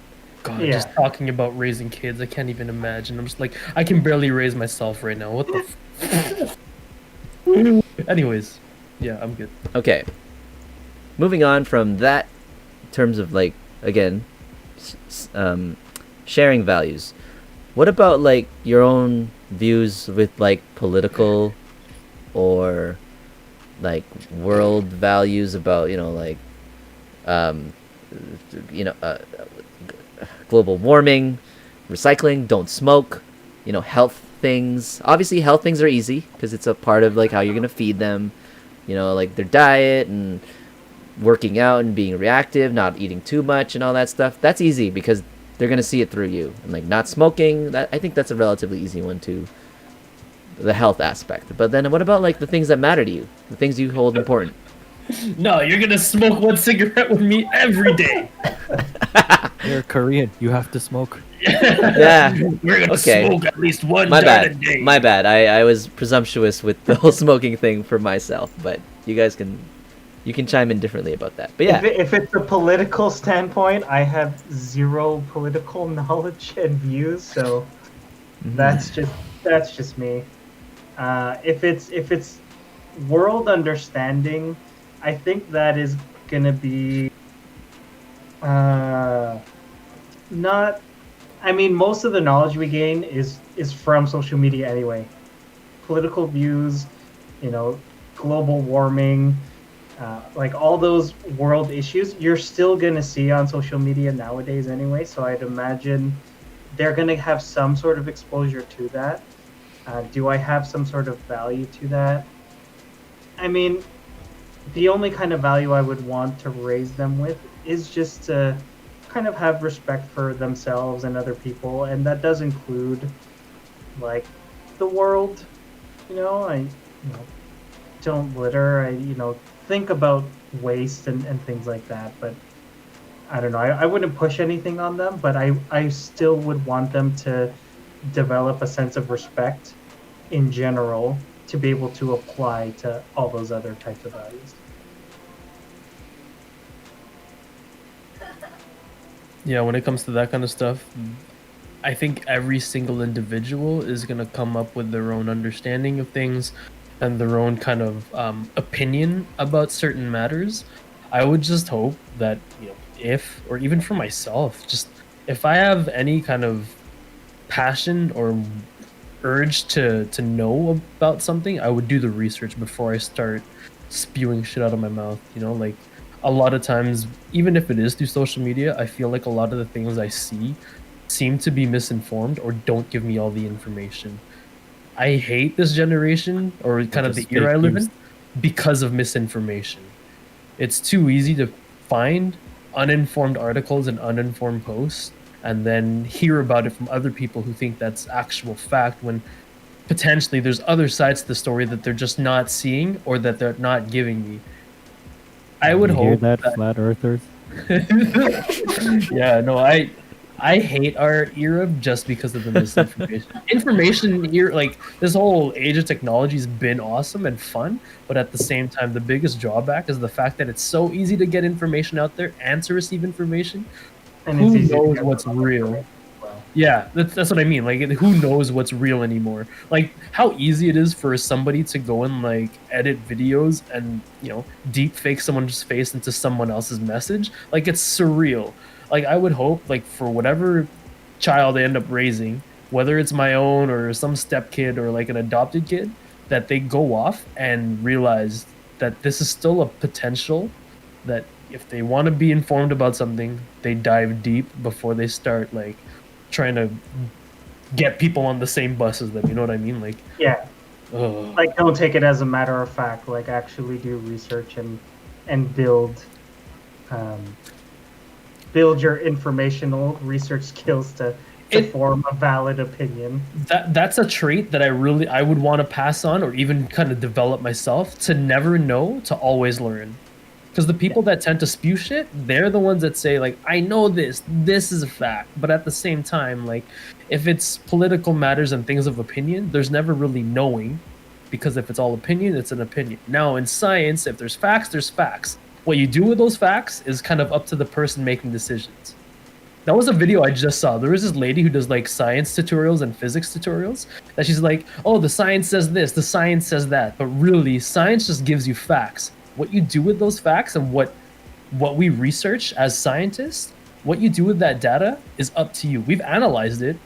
We can say what could be done, but politicians in the end kind of say like, we will do this, we will take this information, make decisions based on it. Science doesn't say anything, they just give us data. And on the other hand, math can be racist because maybe 2 plus 2 does. Oh man. Oh man. That was so That was painful. so cringy to watch. Oh my god. Oh my god. Like if my by kids are far- watching that and taking that as fact, they're getting beats. That was literally the worst video I have ever seen in my Oh life. man. Oh my god. Okay. Okay. Sorry to sidetrack. Come to think of it, though, in terms of social issues that we care about now as individuals, none of them were taught to us, right? We kind of just adopted them on our own at some point. You know, I don't think I. Social issues? Yeah, I was gonna ask, Yeah. give examples of what you mean by social issues. Oh, like, you know, poverty, like how we should deal with poverty, or like, I haven't even thought of that. or I don't think What? I've ever dealt. like racism, like talking about racism. Um, uh, even yeah, if it's gonna be global warming or you know pro life, pro choice, things like that, like because that's a thing too. Like and like okay, that young girl who's really about global warming, I forget her name. She's like Greta. yeah. So she adopted that on her own, I think, you know, and she like went hard on that. I don't think that's something that her parents like, hey, this is the value and you should push for it. It's something I guess she got passionate for on her own. You know what I mean? Stuff like that. Yeah. I think for me, like I mentioned, it was just because of how I was brought up with that sense of respect for people and life, and you know, so when it came to issues like, you know, racism, and if I were to run into those things, or environmentalists, and I was able to formulate my own views and opinions on them, but I feel obviously it aligned well with, you know, do the right thing, not because I have to, but because I choose to type thing, just because of that sense of morality and that sense of, you know, having strong ethical values as a baseline to be able to tailor to everything else. You know, I was never told like, okay, you like make sure you do this, and you know, but I think just because of that baseline, everything else just kind of flowed. One thing that I know I want to teach like at a younger age and like and I think put more thought into is forgiveness. Because normally when I see disciplinary kind of response to a child, it's say you're sorry, you know, and they don't know why. You know, and it's like, are you sorry? And you just need them to say yes, and they don't know why. And I think forgiveness is something I know that I want to emphasize more. I don't think I learned that the way I would would want a child to learn what forgiveness is, you know. Any other examples for you guys where specifically, you know, like how you learned it or what you remember learning something growing up, how you would, you know, you're going to do it differently? I probably wouldn't be as racist as our parents. I mean, it's true. It's true. I think, And I say think- our because hour. That's a not just generation. That's a generation thing for sure. I think Generation racism was thing. so prevalent, and it took time. It took time for that to not be a thing. So I agree. Oh, honey, it's okay to hit babies. I'm just, I'm just kidding. I'm just kidding. To us. No, no, I think one of the biggest things, especially just going through like teaching dance and all this nonsense, and seeing kids here, seeing, it's just learning empathy early, and oh gosh, just Empathy. oh that's my, tough. because well, if you can understand empathy earlier, like forgiveness becomes a part of that. Learning to apologize, learning when not to apologize as well. Like if you're able to see things from other people's points of view, like it's such an early, like it's such a good skill to have early on. Yeah. Yeah, I didn't learn what empathy meant till like way later, What's empathy? and that's a wrap. You don't know about DN? DN. Who? D's not. What? I don't know what that is. Oh, D's nuts. Okay, empathy is just, it's basically being able to put yourself in their shoes and understanding their situation before your judgment. And also taking the next level of empathy, if you're practicing empathy, is also being able to communicate with someone in the way that they would receive it best in that situation. Yeah, Doesn't apply to me. kind of makes sense why you don't know what empathy is. It's a communication thing too. Yeah, it's, Waste of yeah. my time. It's more It's of not a just waste of your, it's valuable. It's valuable, it's dude. just a way of understanding Kid, an you can emotional say, state of somebody else. you can say it's myself. Hey, you can say whatever you want. You can say whatever. Just you- don't insult them, but you can say what you want. What? JD's gonna call his kid ugly. You kids are God, you're ugly. so stupid.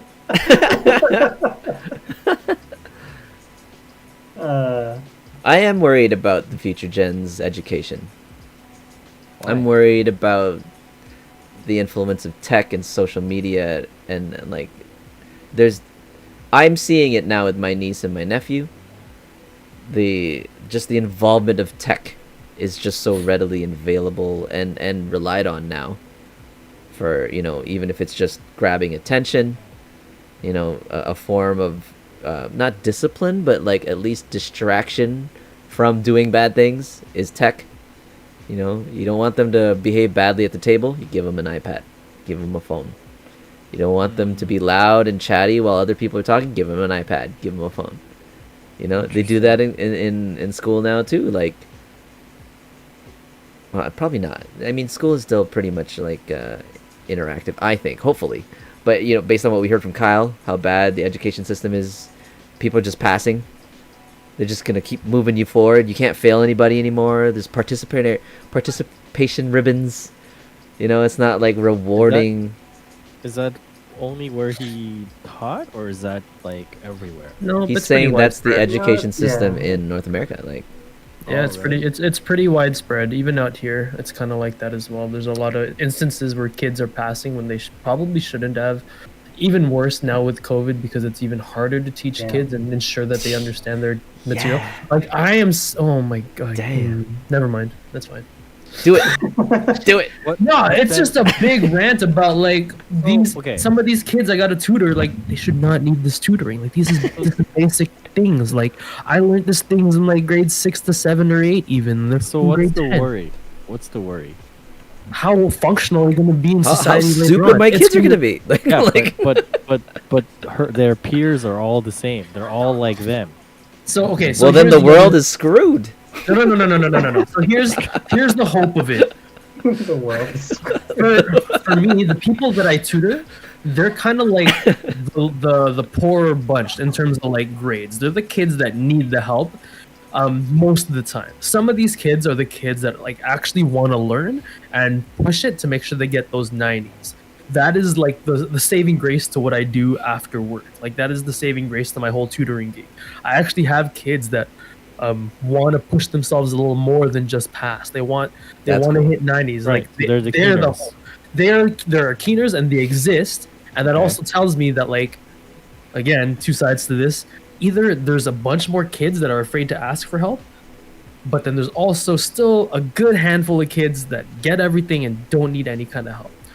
For the most part, I feel like there's more kids afraid to ask for help because they used to be the 70s and 80s kids, but now they've dropped to 60s, 50s, and they're not pushing themselves anymore. They've lost all kind of drive for high school right now because Yeah, but half of their time is at home and half of the time is in school. They don't get, and it's scary for the future because you think about it. People, like some of the kids that aren't doing well in high school because they've learned to just be lazy at home, those are habits they're going to build on, and then later on in life, how functional are they going to be when all they know is to be lazy? yeah, but you Yeah. say that as if like this COVID situation has existed for like the past 5 years. It hasn't. It's I'm very just- short. just And- hoping for the best. And Yeah, and but you're talking. Sorry, Dan. And let me, No, let no, me it's just- okay. Go ahead. the talk about, there's these keeners versus there's like these people that are super far behind. Those existed in our generation too, in my classrooms. So what's the difference? What's the worry? Oh, what's It's- his worry? No, I'm just asking in general. Like you guys are worried. So you guys say you guys are worried about these because of these stay-at-home things that are, promoting laziness and all that. I get that, but that's not gonna last. Fair. I think in me, it's just more so I feel like I'm failing these kids, but not being able to help them all. That's where my frustration comes from. I wish I could be the one to just like boost them all and be like, yeah, you're gonna do great. I can help you with this, but I ain't got time for that. Got it. I was just gonna say, I think it tailors into what we were first talking about, because if people aren't really learning basic skills, and then they get to high school and they have like no basic skills that were built up for whatever reason, whether it's COVID or anything, and then we take them out into the workforce, then yes, I would be worried, especially in that case. So, yeah, then I would say, yeah, you probably need some more education to build some sort of base. I guess I'm leaning towards the whole not worried side because the professions and the workforce that requires those important matters require extra certification anyway. So if those people who are not qualified, I don't think they'll make that big of an impact in the world anyway. So it's like we won't have some random doctor who won't know how to do shit because of this. Like, it's not gonna change much, I don't think. Oh, I see. So yeah, you're Yeah. still gonna have exceptional students. You're still gonna have those who will overachieve and probably lead the world. It's just The general. no, not I even the guess. general, because I mean, I think that those individuals probably come from a healthier home scenario, like a healthier home unit where there's that same kind of drive and push from the home. But the potential, there could be a lot of potential in these students, but they're just not.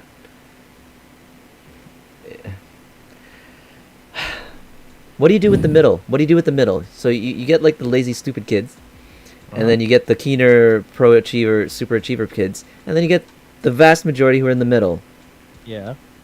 It's that I think the potential of that vast majority is great, but it's like how do you get them out of that? How do you push them Push out of the general and let them excel and let them, because apparently the school system now sucks compared to what we had, and apparently what I had too. Apparently my school district or whatever is it called, school board, was one of the dumber ones too. I found that out later. Like curriculum, it's based on test scores of your area, right? Like compare it from Well, average, I guess, or whatever. What is this? Pissed scientist? Oh shit. Well, I mean, I think like you mentioned, it does depend on a variety of factors.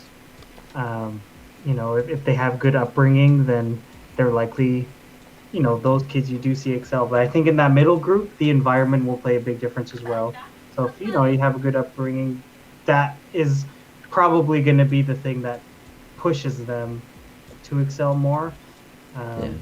I think relying solely on the educational system, you know, is definitely going to be a lot tougher rather than trying to give more influence and exposure from other areas to be Yeah. able to push them forward.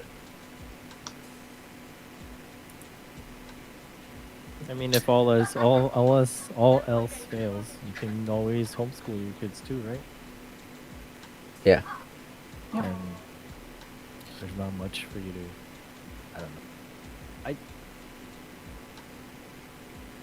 unless you're in the education industry, like it's not really any of my business. I don't think. That's fair. I was gonna say like, with me in the tutoring gig, I'm like, I'm not a teacher. This isn't my job. But you Well, are a to me, teacher. You are a teacher. I That's, am, You are a that counts. teacher. That counts. But like for me, like I worry. Okay, but what is that gonna do anything? Like I don't. It's not like I have a plan to, you know. Change. Yeah, it doesn't matter at that, right? I don't know. That's my approach towards a lot of things. So What It can just I makes do? things- Nothing. yeah, Why it's worry? it's the whole thing, you know. Oh, are you worried about something? Yes. Can you do something about it? Yes or no? Then, you know, yes. If yes, then do it. If not, then stop worrying. It's that Sounds whole like a flow chart thing. programmer. Yeah, exactly. I don't know. No, I get you, I approach get you. If I approach statements. most of my problems with that kind of mindset. Like, does it affect me directly or indirectly, or can I do something about it that'll change it? If not, then why spend my time worrying about it, right? Fair enough. That's one thing I'm slowly learning. If I can't help somebody, it is what it is. Like, as long as I know I've done my best and done my duty to try to instill knowledge into a person, and if they still don't get it, you know, they'll have to go to somebody else. I've done my due diligence.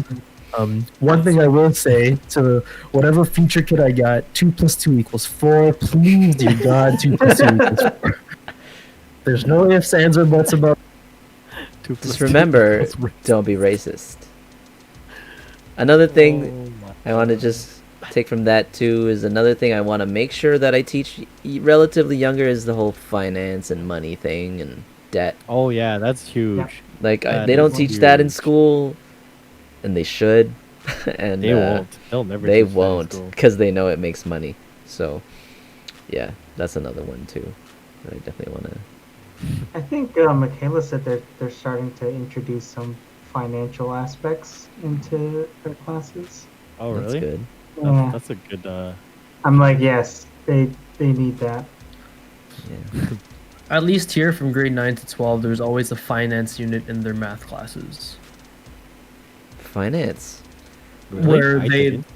Yeah, so here they learn about how interest works, how debt awesome. works, how investing works, Really? like all that. Yep, it's That's I mean, I know great. how they Super teach important. interest, compound interest, but debt? They actually introduced the word debt? yeah. Is that what they? Yeah, we talked about That's this, the huge. present value of your debt, and then if it compounds over time, like the problems are Interesting. literally credit cards. Yeah, Wow. good, Which good. credit card is a That better is good news. Well, at the time when I learned that, it wasn't in the sense of accumulating debt. It was accumulating savings and like more money in the future.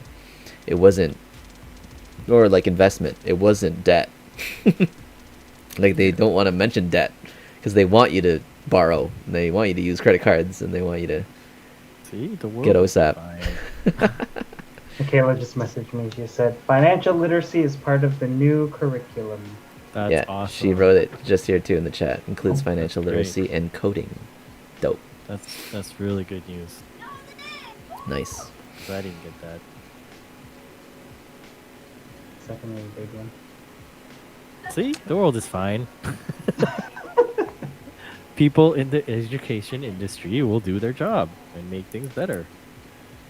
If there Okay. are more dumb kids in general population, they'll do something to fix it. They That's their talked job. about debt in class today. Nice. Thanks, Mikey. Good stuff. Okay, that my question was what you definitely want to at least introduce or carry on. What's one thing you know you will not? Like you guys mentioned too, also beating your kids. So that is another one carried forward. What's one thing you know you won't? Racism. That's one. Racism and the whole, I don't know, the whole sex before marriage thing. Like, I'm not gonna care about that. Um, what else? I think for me, one thing for me growing up, I was always afraid to ask questions. I was always afraid to be wrong. I was always afraid to be a loser. I would want to ensure that any kid I raise, or even any kid I come across, is to let them know it's not like to not be afraid to ask questions, to not be afraid to learn, to not be afraid to lose. Mhm. Like there's nothing wrong with not knowing. It's okay to not know. Better yet, the saying is know what you don't know. But how? Learn. Ah, I see. No, but yeah, I, in terms of values from my parents, I don't think, other than the education part, but I mean, still, it wasn't really a thing that was forced.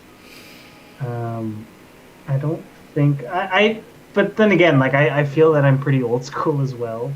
Um, that's just I know it works Okay. for me, and I've very much appreciated the life that I've had. So Yeah, for sure. I wouldn't see me doing anything different. Nice.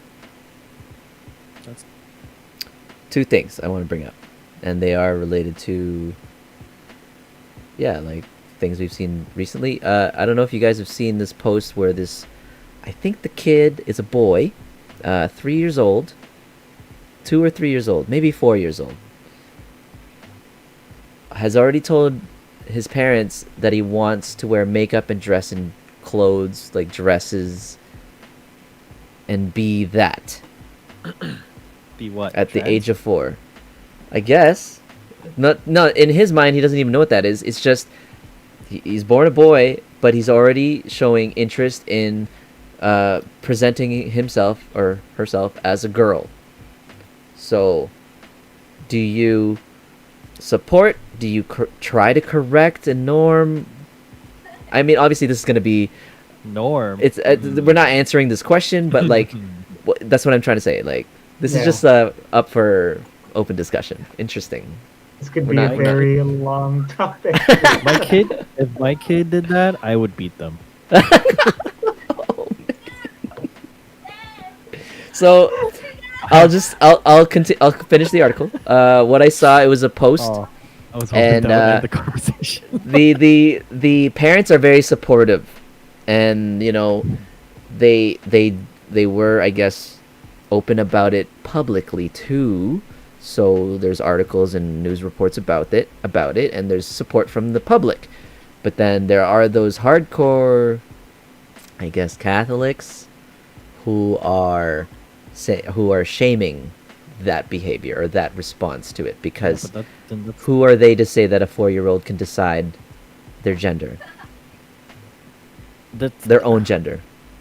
This is no matter how many times this topic comes up, I'm always gonna have the same answer. There's no open discussion about gender. Gender is a fact. You're either one or the other, right? So you Okay. can't just because. I mean, So yeah. okay, it's maybe great not that- gender, homosexuality then. No, that's fine. I support that. That's fine. But if because of this this kid who is super young and he's showing, he wants to become, I don't know.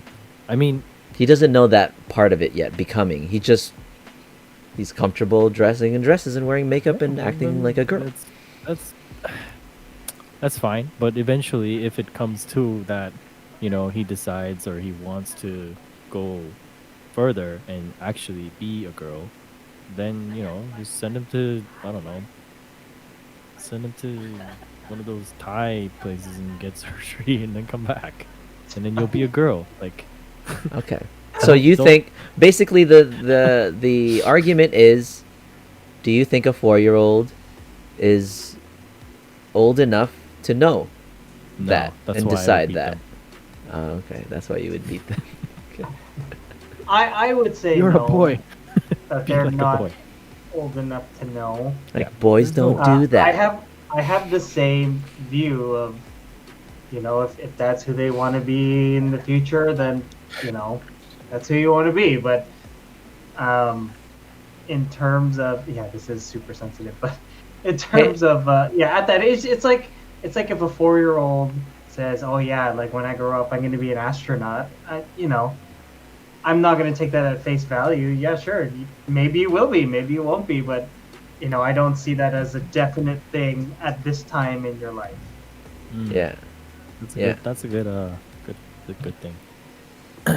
The presumption is the fam may be using this as a means for exposure, or that's one of the claims. Exposure? What do you mean? Well, it's publicity. Like a 15 minutes of fame type thing. Yeah. Yeah. Well, then That's- that's another topic. That's Yeah. not. Well, that's the argument that the opposing side would make, who well, why are you supporting that? But I mean, how do you not support it? How do you Yeah, it's not your support kid. it? Yeah, it's like, oh, it's how you want to do? Someone wants to play with Barbie dolls. You can play with Barbie dolls, but that's a completely separate topic than him wanting to be a girl. Like it's Right. Sorry, son. I don't have the money for makeup or dresses. We already bought your boy clothes. You're gonna have to just go with it. It is what it is. you live under my roof. I wouldn't even go that. I was like, oh, I don't have the money for makeup. Makeup's really expensive. Not even your mommy wears makeup. I don't know where you're gonna get makeup from. Why don't you go grab some salt there, or grab Then some your kid sand is- and water and just throw And your that kid's gonna on be your like, face." Dad, are you in debt? Yeah, I guess I am. Oh no! No, we have to save money and buy no more makeup. We'll just make it up that way. Easy enough to deny the makeup for money reasons, but everything else. Oh, we don't have girl clothes for you. Sorry. Have a smoke. Have a dart. Here's some condoms. Tricks up here. I'm gonna put you in a room. Watch some porn.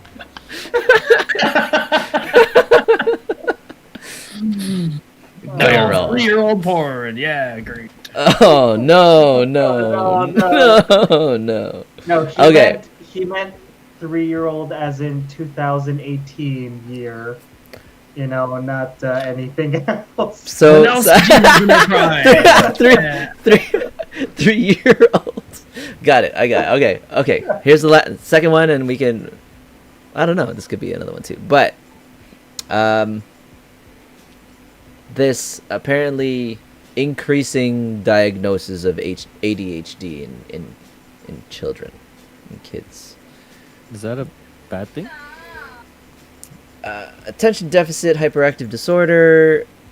Apparently it's very easy to misdiagnose as just someone who's just not focused or someone who's lazy or But is that like some type of serious illness that needs to be medicated.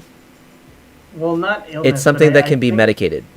Yeah, I think the issue Should be now is better? that there's been such an increase in diagnosis for Uh-huh. ADHD that it affects like the learning, the kids learning, like their kids plans, how they're treated, if it's Yeah. medicated. Exactly. Like I think that's a big thing because our society is so unfocused. We're raised now to be so unfocused that I've heard that, and I've read articles and seen things as well, but because of the misdiagnosis, like I've talked to, obviously teachers and other people in the education system that they have to build and make exception and specific plans that cater to people who have ADHD, where they feel that it's not warranted. They shouldn't be given this special extra treatment and Yeah. making things easier for them Hmm. because they think they have this. Not to That's take not anything away from self-diagnosed people either. who It's do have it. yeah, it's not necessarily that what- self-diagnosed. Isn't that what Adderall's for? I don't know. Maybe. What does Adderall do? Makes you super focused. Okay. Maybe. Good. But then, okay, so now let's assume that your child was misdiagnosed. Would you want them taking, On drugs. prescription medication starting from young ages? That's if what it helped. Yeah. Oh, if it was misdiagnosed. Oh, Yes. Yeah. That's- Because like, that was the what if thing. it's just laziness, or what if this person's just? Yeah, I'm not saying they're all, because there's two sides. There's the one who argues that say like it's bullshit, ADHD is not real. When we were growing up, it's just you were just, oh, you're not doing your work. Well, then okay, you're gonna get bad marks and you're gonna suck at life. So then you push them harder or whatever. Like there were gifted kids, enrichment, whatever, and then there was the normal class. But now it's not. There is no. I don't know. Do they still do gifted programs? Now it's like the normal class and then below gifted. It's like, Kyle's here. Is that Kyle? Maybe he can chime in. Let's see if his webcam ruins my camera. I could stay off camera. My light's off. Okay. I have to say something about this. Hey, good timing. No, I was listening to it. Okay, cool. ADHD is definitely overdiagnosed. I'll give you an example. I was in teachers college. This is grade 10. And this student basically faked his way into being diagnosed with ADHD, so he doesn't really have to work as hard. So he got these drugs. And when I was there, I was only there for like 5 weeks, maybe 6 weeks. And this kid just came to class, and he was smart. Like he did not need this. He definitely did not have ADHD. And one day he just shows up and he's like half conscious, and he just falls asleep at his desk, and he's drooling all over the place because he's on these. So he's now on these ADHD drugs. And if you let a 15-year-old kid, like you give him an out, a bunch of them are gonna take it, because why work as hard? Because when you can have it as an excuse to be like, I just can't concentrate, I need to take a walk, and you just get up and leave. and now you have ADHD, but you don't. You definitely don't. You know that you don't. You're taking advantage of the system, and you're fucking up yourself because of it. Because you're so young, you don't really know what these crazy drugs are doing to you. Yeah. So you get away with it. I say quote get away with it, because that kid fucked himself up. And I had to leave while he was on the drugs, and I had to be like, talking to the teacher, I'm just like, I really hope he stops taking these drugs, and he just goes back to being a normal, good kid.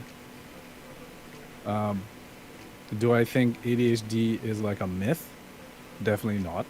Like, I have family that have it, that definitely had it as a kid, and you could tell they're like bouncing off the wall all crazy, and they really can't sit still. But even so, like, they didn't need to be medicated.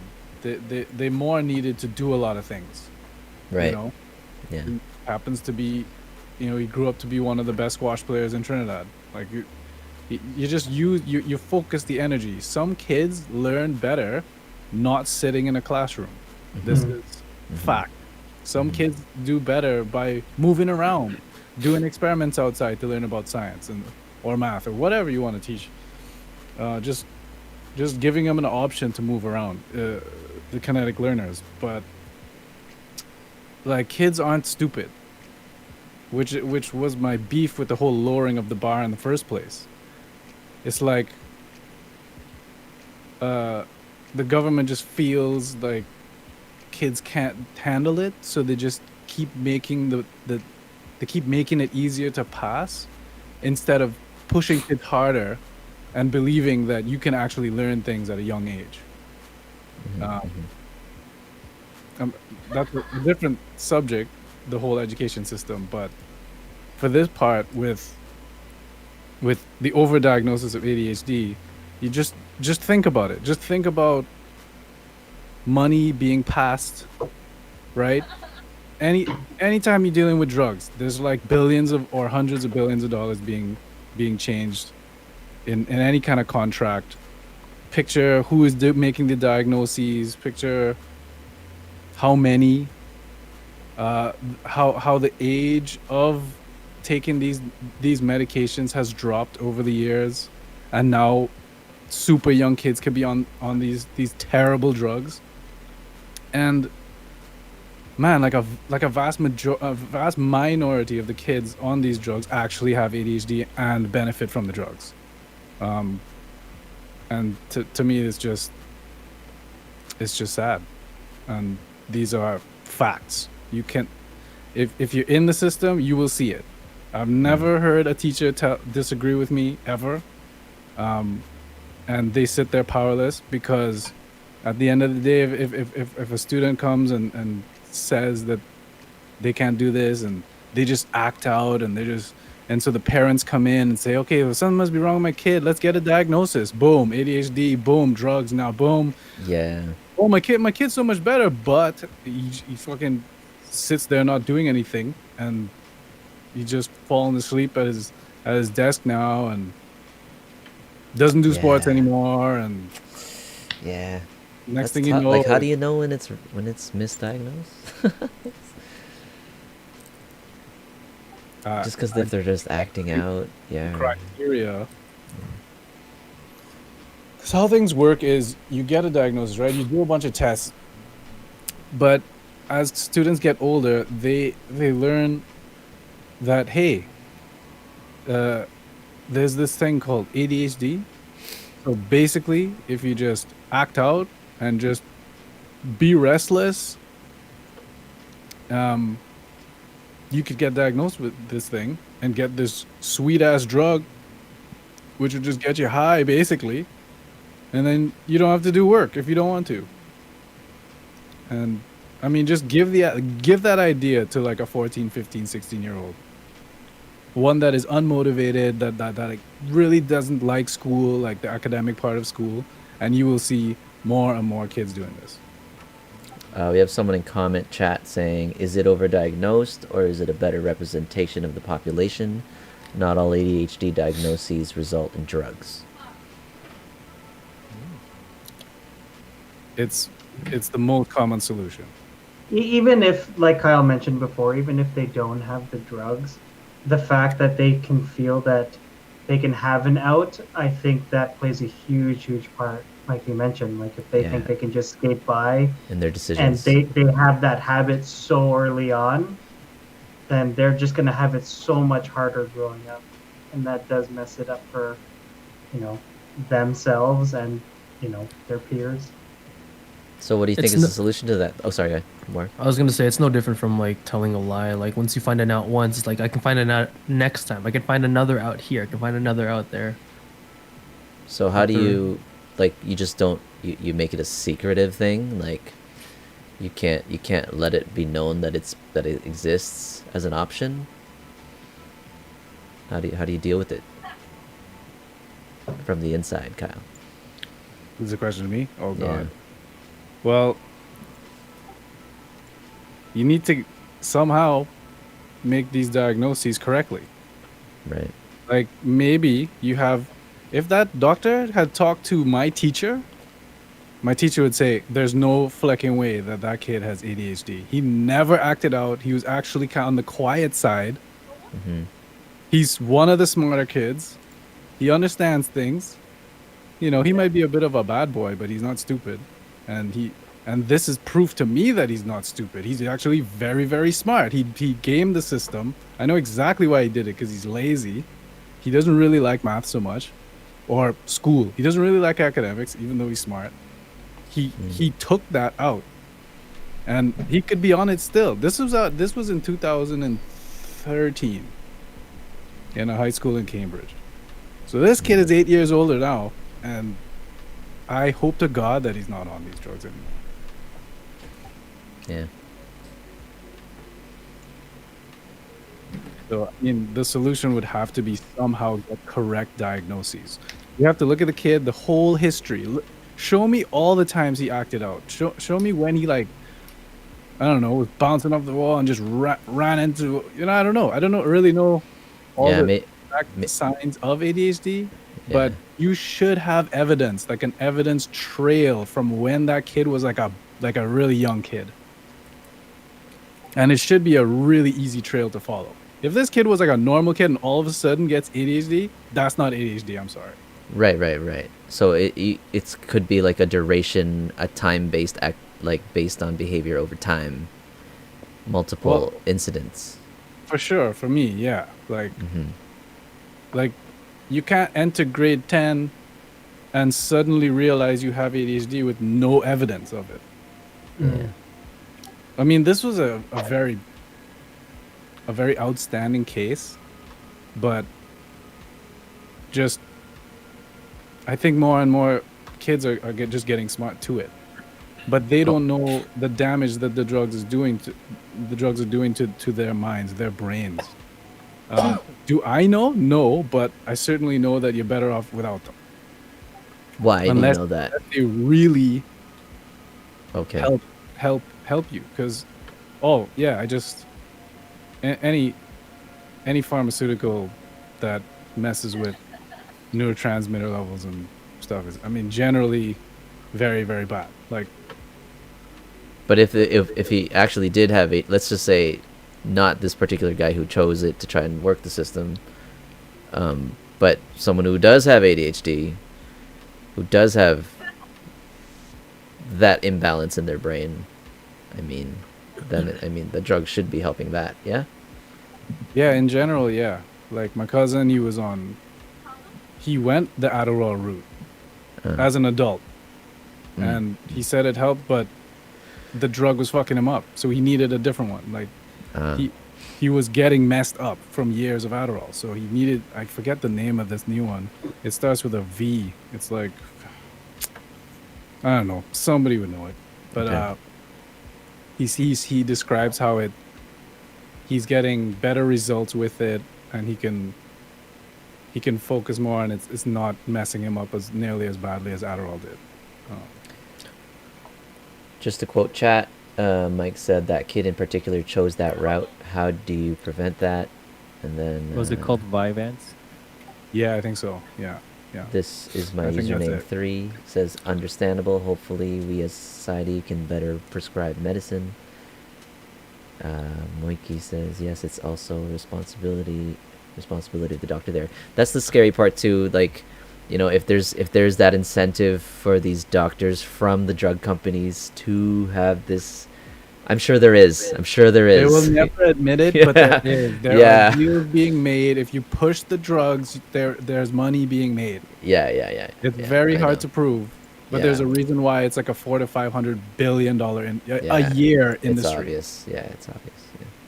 Straight up, like, this is a topic I have nothing to. I can't. I don't have any experience with ADHD kids. I have maybe 2 that I tutor, but on a very rare occasion because they know their stuff.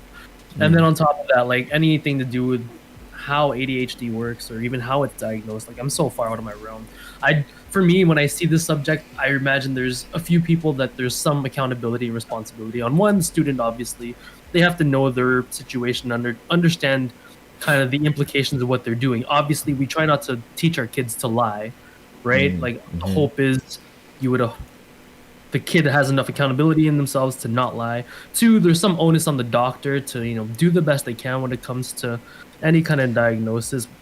I hate to say it, but you kind of just have to trust a professional in their profession, right? They're not an expert for no reason. Obviously, it sucks if they're getting paid kind of behind closed doors, but if there's no way to prove it, it is what it is. And then the other onus is on like the teachers and parents, so the people kind of seeing these kids on a daily basis. Like parents and teachers they shouldn't, at least in my head, they shouldn't be just jumping towards, ding, ADHD, call Yeah. it, solve the case closed, go figure it out, go find a doctor. Like there should be some time taken to just at least instill some sort of like challenge into the kids, or kind of, not to say push, like pushing is a scary term to use because you don't want to like deter somebody from wanting to learn, but you want to challenge them to, Yeah, how do you continue.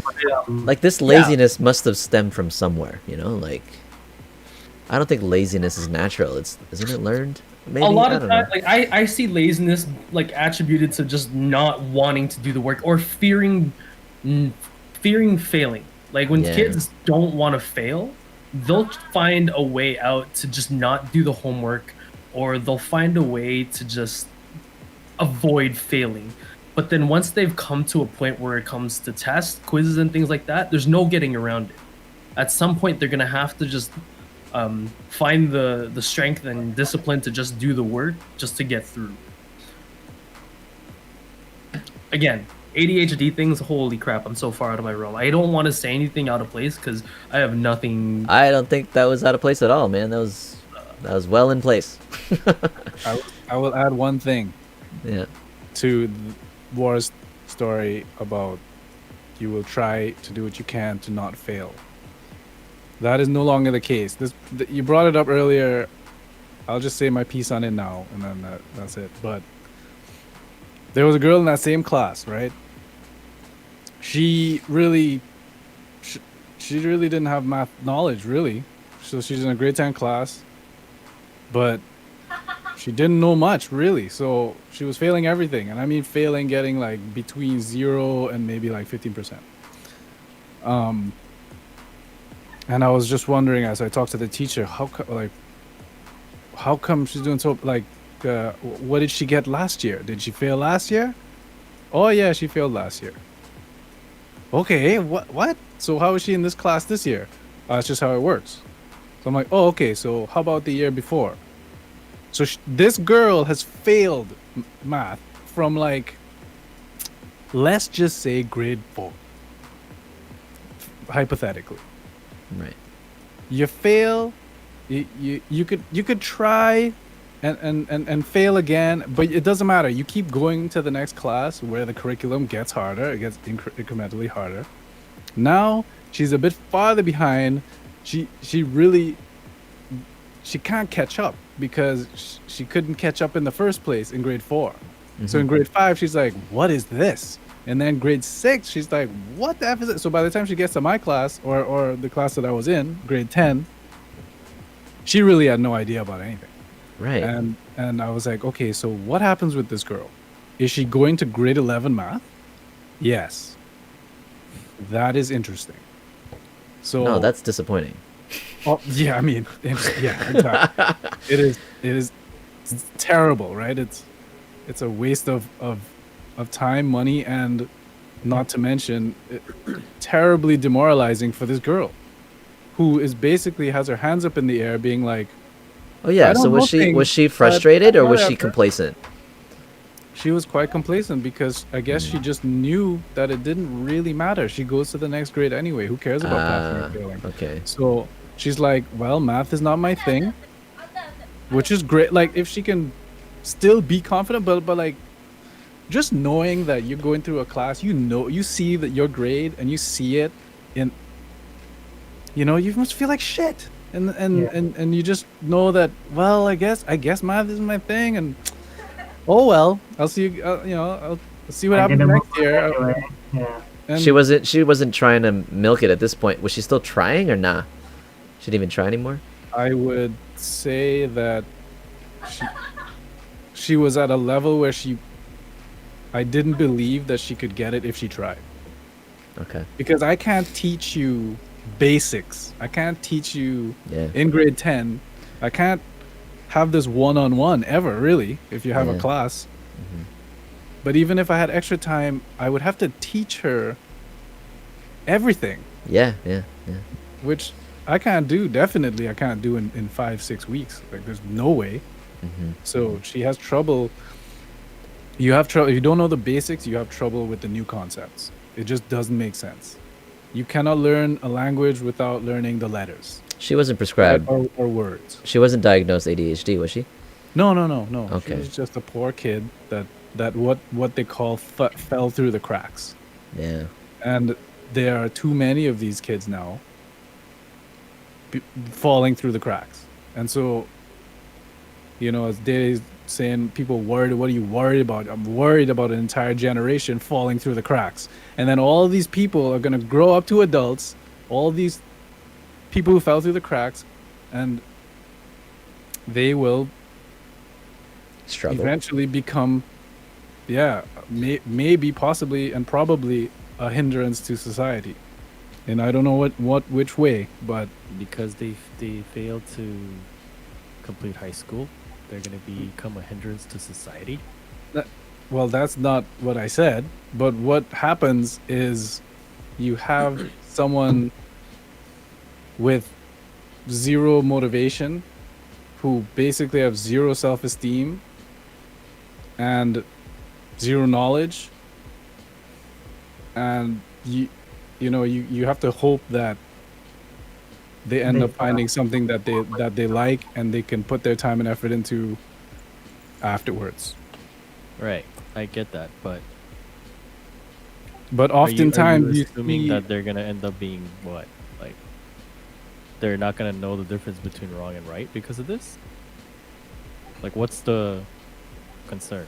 You mean like they can still get jobs? You're saying, Dede? Like Yeah, you're saying these yeah. people are still They can work at gonna. McDonald's if they want. Okay. Could so they? What if they want to be? Well, what if she can't even like add Yeah, would you like want her at the a cash McChicken register for your and business?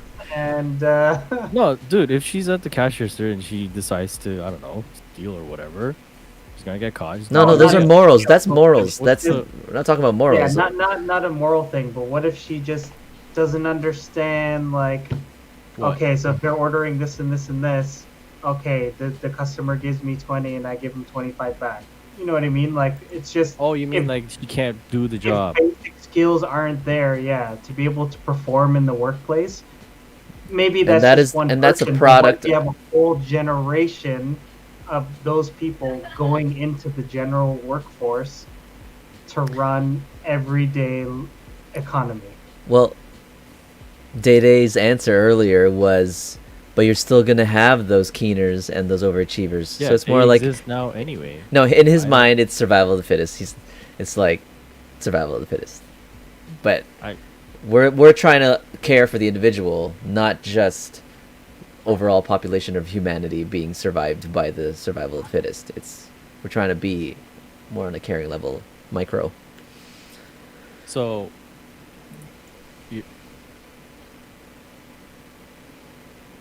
Like, are you saying we just don't have to care about this individual because they fell through the cracks, and anyone who falls through the cracks, too bad. We just don't have to care about them. I mean, unless you're willing to shelter them yourself, like, what are you gonna? Like, I'm being straight up. Like, I know why- you are. I know you Why are. are you worried about this thing if you're not gonna do the actual work yourself? Are you gonna be the one to step up and shelter all these people and give them proper education and pull them through, like No, the solution is to fix the education system when it happens. Like Yeah, how are at you that gonna do grade that? 4 when she screwed up. Yeah. Why did But she it's go to already grade too late, 5? right? Like, I know, but it's Well, already for done her, now, right? Like, Yeah, are you but gonna- if the system doesn't change, it's going to continue to happen to more and more people. That's the concern. right, so are you gonna be the one to go into the system and make the change yourself? Is that what you're? Me? Are you that? No. I'm saying in general. If Okay. you're that person I'll who's do it. willing to put your time and effort to go into the system and say, hey, you failed grade 4, you don't get to move to grade 5. If That's you're what it that was. person- That's No, how but we if got you- it. I know, but I'm saying because it's changed and there's a problem now, right? If the problem is here Yeah. and if you're the person who's willing to put in your own time and effort to fix it by saying this and this and Ooh. we should implement this, I don't know, Yeah. maybe if you're not that person, That's yeah, but Dede, the solution isn't to find someone to help the existing system, because the system wasn't even that way when we were growing up. They changed it now so nobody can fail. Why? Why don't they just let people fail again and then they repeat and they repeat and they repeat until they get it right? That's how it was. Kyle, why Right. did they change it? No Is that student a- left behind is Is that a change money that thing? they made so that students that would be pulled behind, they often would get bullied, let's say, or they would feel very bad about themselves and have self-esteem issues, which is very true. It is I see. true. So I felt like so- crap when I got so held in- behind. So their solution, a lot of these governments in first world countries, their solution is, well, no, just push them forward, so they don't feel bad about themselves. This is a solution that is terrible, and it's happening now with spelling. So I'll give you a story with spelling. I was in a grade 5 class. They had to write a little thing, write something, right? A little blurb. And you have to mark in rubrics. And we were not allowed to mark the spelling mistakes.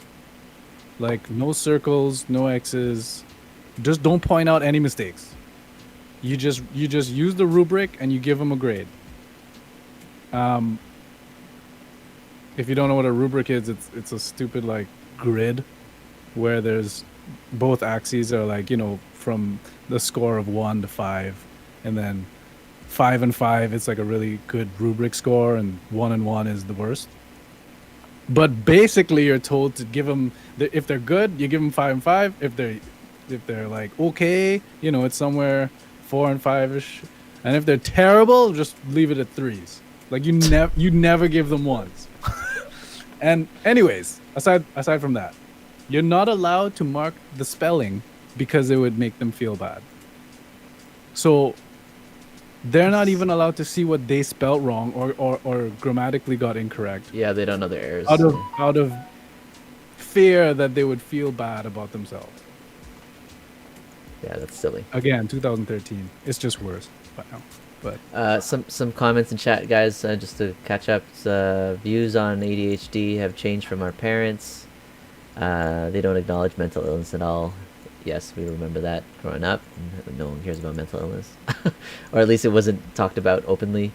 There are some courses in high school which are recommended for students that focus on the basics, typically for students who have learning disabilities in particular areas like math.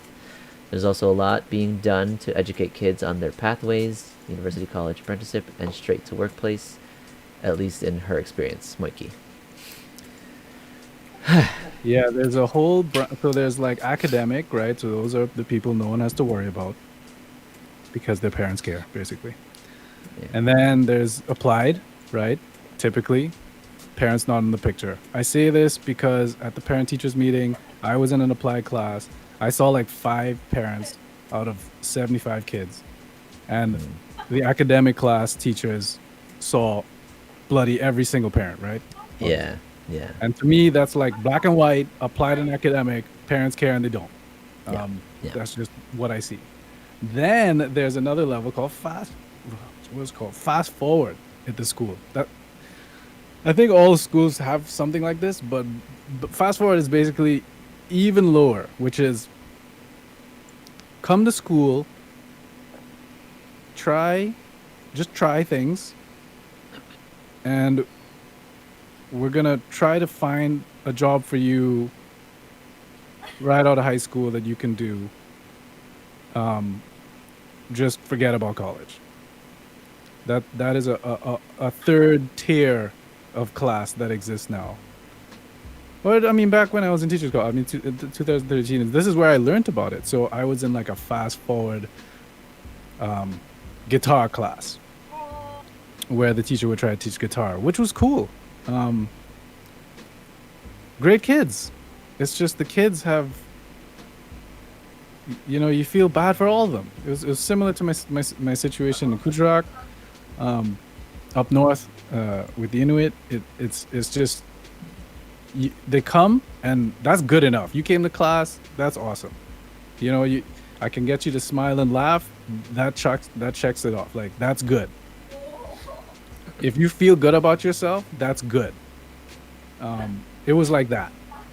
Like, forget about what you're actually trying to teach and learn. Like, forget about that. It's let's just work on getting these kids to like themselves, and find them something they could do after high school. That's fast forward. Right. Is this good? Yes. So yes, this is a good solution for the kids that fell through the cracks. Yes. My problem is the lowering of the bar, the systematic lowering of the bar, the standards in education in this first world country is resulting in this. Because government, they just don't believe that kids are smart. That's what I think. They just don't believe that a young kid can learn difficult concepts or even easy concepts. Like that's what it looks like to me. Like, it just looks like a repeated, okay, the averages, these averages used to be 60, but now they're 50. Wow, that's weird. Okay, let's change the curriculum so that we just make it a little easier so that the averages are now 60 again. And then it's like, what do you think is going to happen when the bar is so low, it's on the ground? That's what I like to tell people. Like, the bar is on the ground. Okay. It can't get lower. Anyways, sorry. No, don't worry. But we are probably gonna wrap it up now. We could always revisit this too in the future, for next week if we want to talk about it some more. Just for time wise, it's getting late for some people. But thanks though. No, we can even talk about it too after this. After we go end stream. But yeah, I cool. don't think it's a good topic to talk about. It's just I have to go. Yeah. No problem. Of course. And good one for next week if you don't have any. Yeah, we could focus on education system next week too. All right. No, don't be. It's all good. Glad you came on. Yeah, it's good to hear. Yeah. It was a Saw cool your face. cool topic today, guys. It was a fun one beat to your kids. in conclusion, beat your kids. 2 equals 4. 2 + 2 = 4. Beat your kids. Give them condoms. And I love you, Mom. I love you, Dad. You did good. Thanks. yes, I mean, look how we turned out. We're pretty good. Obviously, we're okay. But anyway, thanks for watching, guys. We'll be on again next week, Thursday at 10:30 p.m. Eastern. This was a cool one. We'll see you next time. Thanks for watching.